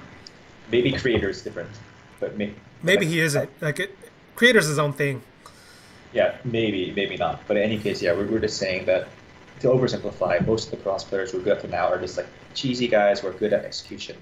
Hmm. And Rain comes in and he sort of changes all that. He's the first cross player who's like, nah, like you can macros for us, you can defend and just build death balls. Yeah. And I'm not saying that other guys weren't death ball players before that too. There were definitely a lot of death ball players. You know, the cross death ball was a meme for like a long time. But like I guess like I don't know. He was by far the best at it. Yeah, like he made it the center of his playstyle, and he made it not look. And he made it look imbot too, but he made it look like it took skill. Yeah, that probably be the better way to put it. Everyone can death ball, Like, like if but you want, you everyone, can summarize like Protoss strategy into two people: MC and Rain. yeah, like everyone can death ball, but not everyone makes death ball to take skill. Other people can death ball and they're like fuck your race, fuck Yeah. for us. Rain does it and like, well, yeah, he deserves to win by getting there. Yeah, because like He's he was doing a lot of calculated things. People knew was coming, and like they tried to abuse it, but they couldn't. Basically, that was like Rain's entire thing. yeah. So as we're getting the influx of Kespo players who are now starting to play StarCraft to compete in GSL qualifiers, and they're not doing well in GSL qualifiers because of course they've just transitioned and they're not doing very well. They're not going to do well at first, except these handful of guys that we say are like transitioning quickly. But before they can do that, what happens is, so what's the other big thing of the Kespo age? It's Kespo Pro teams, and it's OnGameNet Star League. And OnGameNet has stayed out of StarCraft 2 because they've been on Kespo's side during this entire IP dispute. Once the IP dispute with Blizzard is resolved, OnGameNet is ready to jump into StarCraft 2, and they hold their first OSL in StarCraft 2. And OnGameNet Star League is like the most prestigious StarCraft 2 tournament in history, including the GSL. Like, I'm sorry, GSL, but yeah, that's how it is. Hmm. Longer, more history, more story champions, all that stuff. So, OSL, OnGameNet Star League, holds its first tournament, and they do a thing where they want to like bring in the they want to bring them in, even though at this point in time it's pretty clear most of them suck. Yeah. But we're doing as a charity thing. They hold like not charity, whatever you can call it what you want. But they hold Basically, separate do the same qualifiers. thing that GSL did early on. Like, Yeah, separate qualifiers for Kespo players and separate qualifiers for non-Kespo players. So all of the best, well, should we say all the best guys? This is actually a funny list who gets through for the on the ESF side. yeah, well, the qualifiers are always like a gamble. Yeah. So So we get some guys who we think are like quite good. who say are representative: MC, MVP, ST, DRG. I actually don't feel Nesty was that good at this point, but yeah, I guess you can put him in. That's true. But in any case, Marine King, Yeah. pretty good at the time. Symbol, really good at that time. Yeah. But then we have Harding, really good at that time too. Yeah. Sniper, not so good yet. But also, we have guys like Super, who becomes a vampire later. Yeah. We have like Super, San, Chukio, Yeah. Seal, In. Like, it's like not the all stars of ESF of. Hmm. And from the Kespa side, we get guys like TY, Sulky, Innovation, Classic. Classic, when he's still playing Terran, I think. Yeah. Thorstein had yet to teach him his wrong ways. Fantasy, Changbi's. Changbi, I remember Changbi used to be okay. No, Jongbi was pretty good, except he got screwed over by the Samsung thing. Yeah. And so we get all these guys we think who are the best early adopters: Sulky, Innovation, and Rain. So, and we look at this tournament. So let's go through this tournament. Basically, a bunch of weird results happen. Some of them are correct. Some of them are kind of strange. Mm-hmm. I don't think Oz was ever that great, but he somehow like got out of Group B anyway. Oh, wait. Let me just like put in like one last bit of context. Okay. So, my icon right now, the one you see, the elephant. Yeah. It's Ellie, the esports elephant, and I used her because she used to be part of this old meme, where it's a cute elephant that says a lot of annoying fucking things. Yeah. Well, annoying depending on your point of view. Maybe if you have a certain point of view, it's the elephant that tells the truth. So there was a big divide and controversy in the StarCraft community back in the day before Kespo came over, where people were like, you know what, all the best players are currently playing StarCraft 1. The level of competition in StarCraft 2 right now Is a regardless, farce. yeah, esports competition up to now is a farce, and they call it the elephant in the room. Right. The elephant in the room is the fact that all the best players, the Flashes, the Jidoms, the whoever, they are right now playing a Brood War. different StarCraft. Yes, and you may enjoy StarCraft 2. There's nothing wrong with enjoying it, thinking the game's entertaining. But the fact is, the very best players are not playing yet, and thus, even if you enjoy it now, the skill level is not as high as it could be. And that's basically, that's the elephant in the room that Uh-huh. people fought over for a very long time. Yeah. So one of the big things about the Casper finally making the change was, the elephant in the room would be resolved. Were these people right? Were they wrong? With this, the generation of guys who Half had right, half wrong, basically. So turns out. well, that's a I, debating that itself is another show in itself. well, But basically, this, like some of the parts are right, some of the parts are wrong. Like I don't think that's like out of the question. Like regardless of the conclusion, this OSL, this On Game Star League, was very, very anticipated, not because On Game Net was finally coming to the scene. It'd be one of the first tournaments where we get like an answer, or people hope to find an answer to that question. Were we right? And to be honest, going to this tournament, I remember thinking, I think a lot of people thought, this is too early, during the transition. There's no way a Hespo player is going to win. By the way, there's an organization called the ESF, which disbanded, but ESF was the Kespa, I guess, loosely the Kespa of the non-Kespa team before they came into the scene. mm-hmm. And I think everyone who was like looking at the scene was saying, yeah, like these Kespa players, they might be good soon, but it's too soon. Yeah. Like they surely can't beat the best of the ESF yet. Yeah. So what happens is Rain, he 3-0s his group, beats Parting in the quarters, beats fellow Kespa player last in the semis, and he comes up and he faces DRG in the finals. Mm-hmm. DRG's path is he actually loses to Rain in a single map in the group stage. Yeah. He beats Oz, he beats fellow ESF player, used to be good. Yep. Beats him in the quarters. Then he beats MC in the semis, and now he's up against Rain in the finals. And at this point in time, you would say DRG has completely gotten over his ZVP. Yeah. It's not his best matchup, but he's really good at it. Yeah. Like his ZVP is still his best, but I would say his ZVP is no longer considered a complete liability. Uh-huh. It's like a good matchup for him. So this is an anticipated final. Rain is playing at a level that people did not expect Kespo players to be playing at yet. They thought they still have some time they still require some time to come along. Rain is like far ahead of schedule at this point. Yeah. So what happens in this finals? Rain crushes him. Like I don't think that's all you need to know. Yep, Basically, it's a 4-1. Mm-hmm. Yep. And he crushes him because was it all macro games? I forget. Basically it was, as far as I remember. Like I never went back to watch, but I'm pretty sure like if you just think about Rain as a player, he stylistically didn't change that much in that period of time. He basically just played his plan, and he was quite good at it. Arguably the best at his own plan, so just like runs over Dongwei-gu. Yeah, and it's like sort of it's an oddly pivotal moment in terms of like I don't think people like remember that tournament enough now. I feel like people look back on it and they're like, oh, like, if that was just another OSL. Yeah. But if you want to think about it in a certain way, it was sort of symbolic of what was to come. Because at least like so. It was symbolic. It was symbolic in a bunch of different ways. Like first off, obviously there's like the whole Kespa's taking over, and I always thought like Kespa's greatest strength wasn't like their S-class players, like the guys people were citing, Stork, Bisu, Flash, Jaedong, maybe Jingbi and Fantasy to a lesser extent. I always thought their strength was like the guys that were coming up and their system of training these guys, and that would be like Rain, Innovation, Sulky, the first three you mentioned. Later on, it would be guys like Classic, Su, Hero, these types of players, right? And so this is like this actually represents both of those things, where it's like not only is Ketsup coming up, but it's those guys that are coming up. It's not the S-class players that are coming in. It's like these A-class or guys that were on the rise in Brood War, and are now showing up in StarCraft 2. Right. So like the one version, the popular like interpretation of the elephant in the room is that the Kespa elitists were right for the wrong reasons. Yeah, it wasn't like Flash and Jaedong ended up being pretty good, but it's not like the guys we thought that would be good were good. It's just like it's these rising stars like Rain or TY or TY is not a rising star. TY is not really a rising star, is he?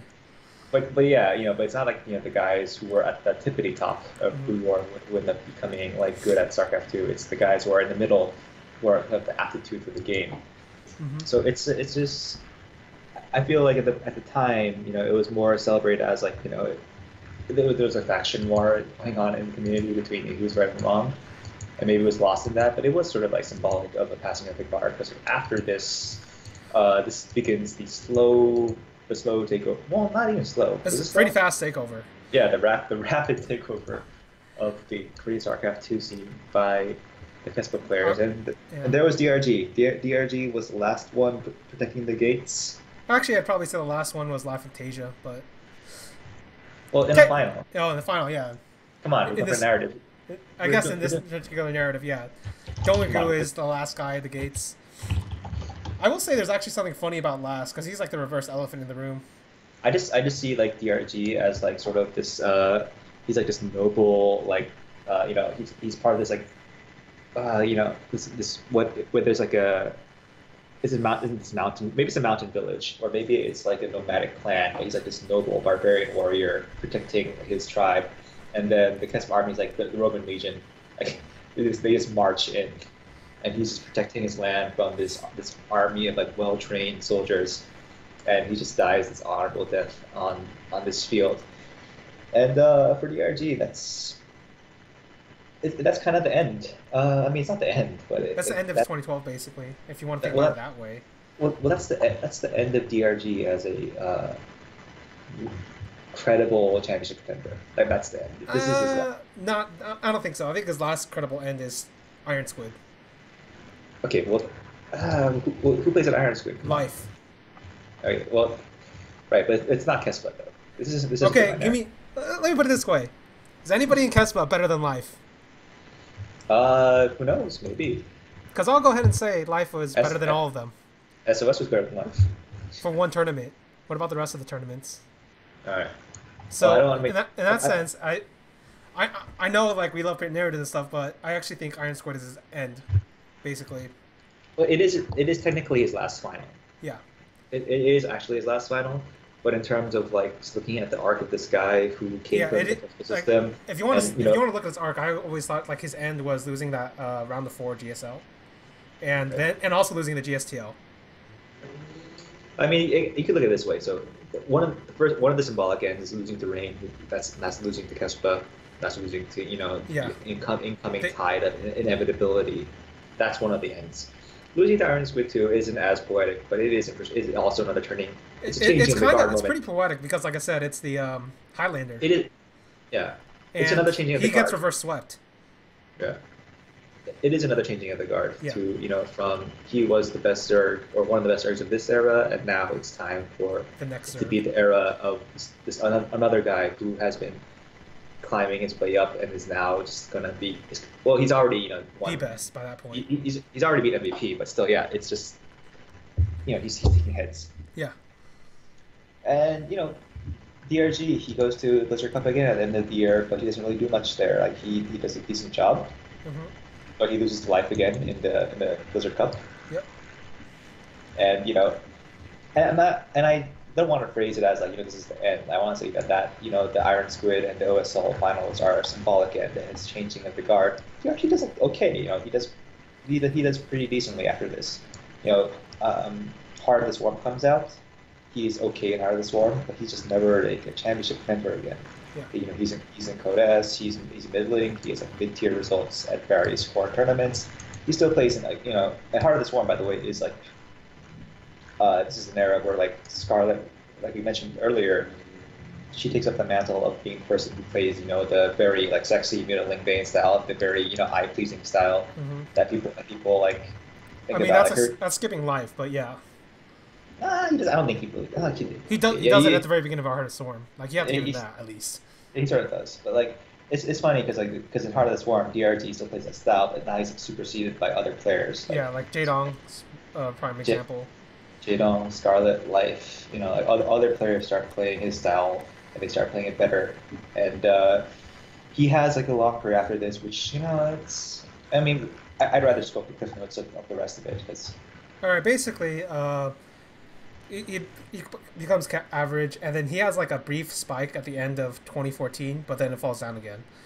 I will Right. say among the entire thing, this entire And he, arcs you're and talking he about. gets it. By the way, he gives it a shot in Legacy, but he doesn't do anything. I Yeah, mean, he would just go this, but that's all. yeah. Sorry, go on.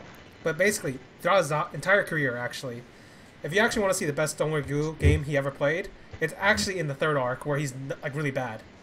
You It's think so? yeah, I'm gonna say why. It's WCS Season 3, 2013. He runs into innovation in his prime. Mm. And we've talked a lot about like that historic battle between first Dongwon and MMA, Mm-hmm. then Dongwon and Marine King. And now you have Innovation, who's actually, I think, better than both of them at this period of time, at his max power, because I actually think Innovation was at his best in 2013. And Innovation and Dongwon run into each other in the round of 32. And this is actually like the last time you see true prime Dongwon head to head against the mechanically, arguably the best mechanical player we've seen in StarCraft 2 history. And he beats him, straight up. No shenanigans, no tricks. They go head to head with their styles, and Dongwon kills him. That's actually the And best match I think Dongwon ever played. do you think it's one of those things where he just summoned like his best version of himself for a day? Because Yeah, I actually think that's the case. that wasn't his level at the time. That wasn't his average level. That wasn't his average level. No, this is like, this is I think this is like his last stand. Like after the barbarians have taken over, he runs in and kills the king. No, not the barbarians. It's like I mean the Legion takes over. Yeah. He runs in and kills the king. Basically, it's kind of if following that analogy, that's basically what he does here. I actually think it's the best he ever played in a single instance, and it's actually shows like because when we're talking about like StarCraft 2 players or esports players in general, like people don't take this into consideration, but there are peaks of form that happen, and sometimes there's no answer as to why they fall off. But in general, like peaks of form last somewhere between 3 months to 9 months, maybe an year at the maximum for a majority of these players. And for Yeah. Dongwon, his peak of form was 2011 and 2012, right? But this Yep. is like this is like a rerun of what he was like, of what he was like before Kespa had come in. And it's hard to say actually if it was because his form fell off or of all of the way the game works, but Yeah. in this particular match, this was Dongwon at his prime against the best TVZ player in the world at that point, and Yeah. he beats him. So I always thought that was his best. I mean, that's like it's always incredible when like an old veteran who you think is washed up gets that kind of moment where you see that spark of brilliance again. Like Yeah. you don't get that moment a lot, but when it happens, it's special. Because you never stop believing that that player has it inside them. Whether that's realistic or not, that belief. Hmm. But you always believe inside that hey, Maybe he could do it. Yeah. yeah, maybe they have it inside them for like one match, and that hope is always almost always a vain hope. Yeah. But when it's not, it's always Yeah. it's a special moment. Yeah. Basically, Innovation, you only loses like 3 TVZs in that time period. Sulky, famously in the finals. Curious online once strategically, and Dongwon here. But unlike the other two, Dongwon is the only guy who plays him in his game style and then beats him. So Yeah, like StarCraft 2 is generally like super cruel. Like the guy who's supposed to win wins, and there's generally like not enough miracles or not many miracles. But when they do happen, that's why that's why we miracles remember them, right? they would be interesting. Hmm. But yeah, so like I don't want to go over too much of his like late career because It's not interesting. It's like mostly sad. Well, it becomes a little bit depressing because like he's played matches up until 2016, Yeah. but his real peak as like a Player as was a already player, did like 4 years before. right, and like he was such an important player early on because I think his importance not wasn't just in terms of skill and like it wasn't just in terms he played so many entertaining games. Like I think I don't know, I haven't held up a poll for people, but I feel like if you go back in the day and you ask people who used to watch StarCraft who haven't watched it in a long time, like, well, what do you enjoy watching? It's going to be some of those MMA DRG games. It's going to be those DRG MKP games. He was one of the guys who made, and I feel like early StarCraft gets a bad rap for being boring and unskilled, and it's fair sometimes, but there were still guys who were playing it at a very high entertaining level, and he was a very important guy in that terms, Mhm. those terms. Yeah, and like I said, like when we're talking about like top level, it's hard to say how people match up, different metas, different time periods, different like questions, different games basically at some points. Yeah. But like, just go ahead and watch that Dongwon versus Innovation game. Like that's Dongwon in his prime against Yeah, Innovation in his prime for just one match, but it's an incredible match. yeah. I mean, I'll take DRG over ST any day. I mean, ST was the more accomplished and more dominant player in his prime, but I feel like just in terms of what they how much I enjoyed watching them play and how much I just enjoyed the fact that they were part of StarCraft. I'll take DRG any day. Yeah, Dongwon's definite. He's definitely a crazy player, and I did skip over this, but he did also beat Flash in the Oh at the yeah, end of not IEM actually when he comes back from IEM, because basically like Flash was at that point the second best Terran, or arguably like people were telling me he was the best Terran. He was going to revolutionize the entire race. The final answer had come for StarCraft 2, and it was Flash. Goes back to GSL, gets destroyed by Sue, and then he meets Dongwon, and then Dongwon like basically punishes a bunch of like Flash's mistakes and takes that. So that's like a that's like yeah. another like good win, but it's not nearly as impressive to me as this innovation win. Well, you're personally thankful for that for destroying narratives. You just like you like the players who disprove narratives for you, just Well, personally for you. I mean, I didn't have to disprove anything. Like basically, Flash proved everything I had said about him in All right. StarCraft 2. All right, all right. Well, we are notorious Flash haters. We don't have to like go into deep on that. So in any case, so that's DRG. I want to go on. Well, that's his career arc, but I want to ask a couple of questions about him. Okay. There's a few like random topics that are unrelated to it's the we want to know the story arc. So here's a couple of like big what ifs. What if he joined a foreign team? Why didn't he join a foreign team? I think that's an interesting question because, like I said, he was one of the guys. You can go look up his interviews. He's very good at English. He's very personable. He's like a charming guy.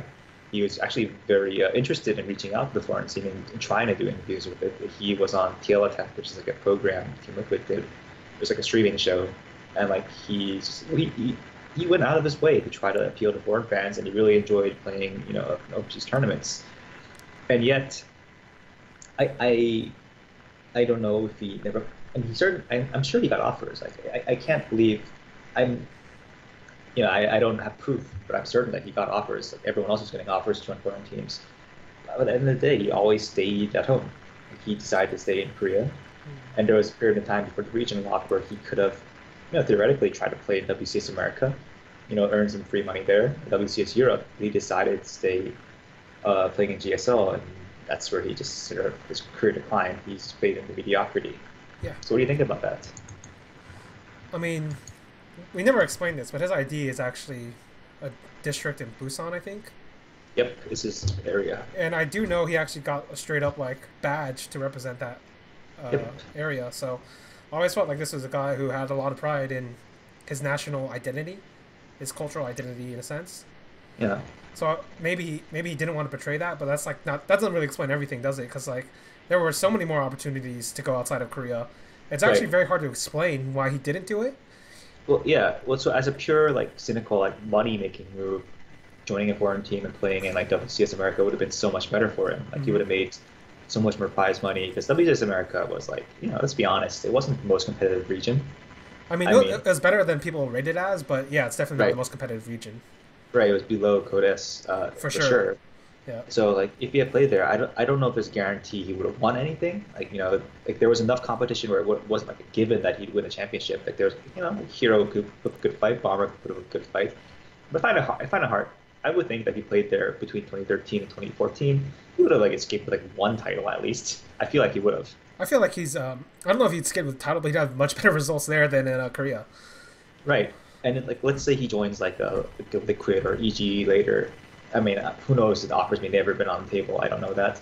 But let's say they send him to all these foreign tournaments and he's traveling there, and like Mm-hmm. he'd probably pick up one or two. He'd have to like beat Teja at some point. Maybe that doesn't happen. I mean, He'd like have to- Stardust won one, Sox won one. It's not out of the right, question. He could have won right, one. right. If you really want to do the MC life and go to every tournament. So I think that's an interesting what if, and I can only speculate as to why he decided to be in Korea. Maybe as much as he enjoyed the occasional trips abroad, and as much as he enjoyed talking to the foreign fans and communicating with them, he didn't have the stomach to like Do that live. do it.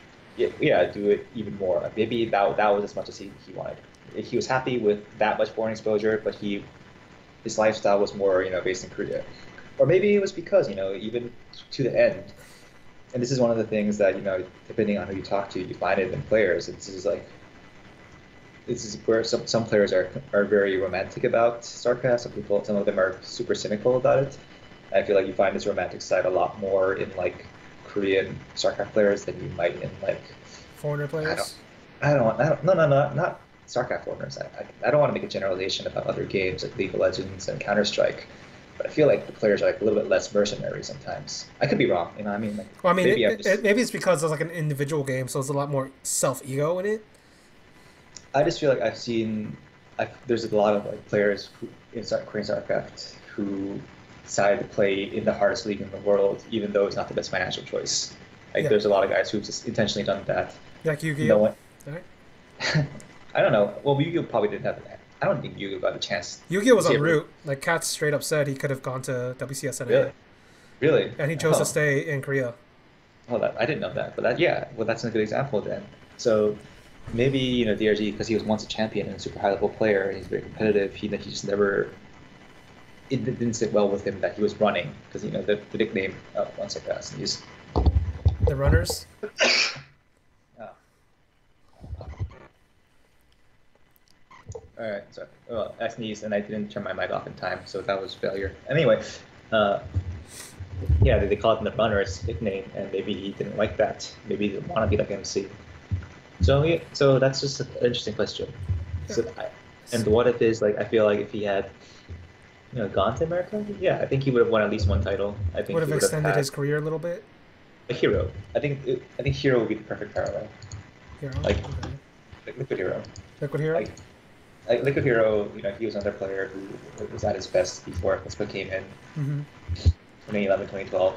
But he had like a pretty decent run in 2013, 2014, even though he wasn't a championship class player. Yeah. But he won championships and stuff. Same. Even though like, no one would have rated him as, well, maybe Ollie's offended by this. No one would have rated him as like someone who could have won BlizzCon. He Yeah. won, but he won titles in 2013 and 2014, and that sort of extended his career like two solid years. Mm-hmm. And DRG, if he had done the same thing, he could have made some money. He would have, I don't know. I don't know what he wanted from his career. Maybe he's perfectly happy with what happened. Maybe not. I'm just thinking about it. Yeah. I mean, this is also a guy who did have friends outside of Korea too. Famously, like I think he was buddies with cats or something. Mm-hmm. But yeah, Yeah, it's Complexity. They were on Complexity together Yeah. briefly, I think. yeah. So it's always been a question about I guess it's a very strange question if you think about Dongwoo that way, because it's not like we have any insight to him. So Mm-hmm. maybe it was a mixture of pride. Maybe it was like just one of those things where he was so comfortable in Korea, like he didn't care. Mm-hmm. Who knows? Yeah, and so that's another big what if. I think another general what if is to ask, and this is not just limited to him, is like, what would have happened to him in a world where there isn't Kespa transition happens later or doesn't happen at all? What happens to him in that world? And I think that's interesting too because he plays BL, he learns BL Investor and he gets good at it, but it just never feels right for him. Yeah. He does it's like he gets good at ZVP, but never feels as interesting as ZVT. And the same with like his BL Investor. Like his identity to me is always middling Vayne. Mm-hmm. And while he wins plenty of matches and he's plenty good at Blue Investor, I just wondered what he's like in like an era without Kespa. It's hard to say because if you just look at the raw numbers, Kespa effectively doubles the player pool in StarCraft 2 in Korea. Like it straight up doubles it. I counted it before. It's basically like all the ESF players and then like some of the like Korean players outside of ESF, and then all the Kespa Pro, also all the Kespa League players. Like they're the exact same amount of players. Mm-hmm. So it's very hard to say. But I will say like a lot of them. It's even harder because if you think about the way WCS ended up working, there was like a bunch of players outside of the system that were not a bunch, but like there are players outside the system that were dangerous or good. Like Bomber famously won WCS Season 2. There's Tasia. Then there's MC and MMA, always pretty decent. Yeah. Right? It's a very complicated question because if Kespa doesn't come over, does that split still happen, and do they still leave? Right. Yeah, I'm just wondering if like maybe the end, sort of portrayed it as rain, sort of like it Rain signals ended end him. of it. Well, he didn't end him. I don't think it killed his motivation or anything like directly, but it was just symbolically the end. Yeah, But I wonder if that's just coincidental, and it was just like it was sort of his time.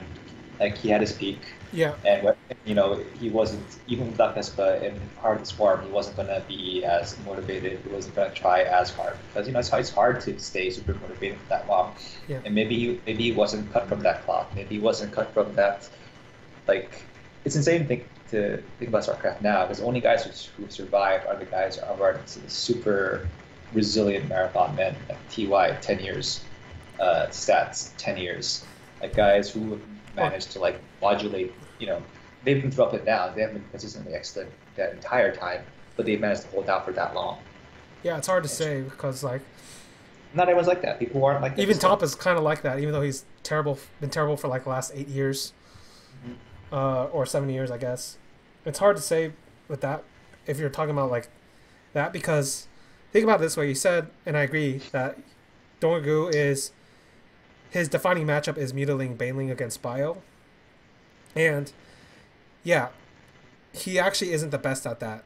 Yeah. Going on onwards, I think Life is better than him at it, and I think especially Buell is better at him than him at Yeah. it.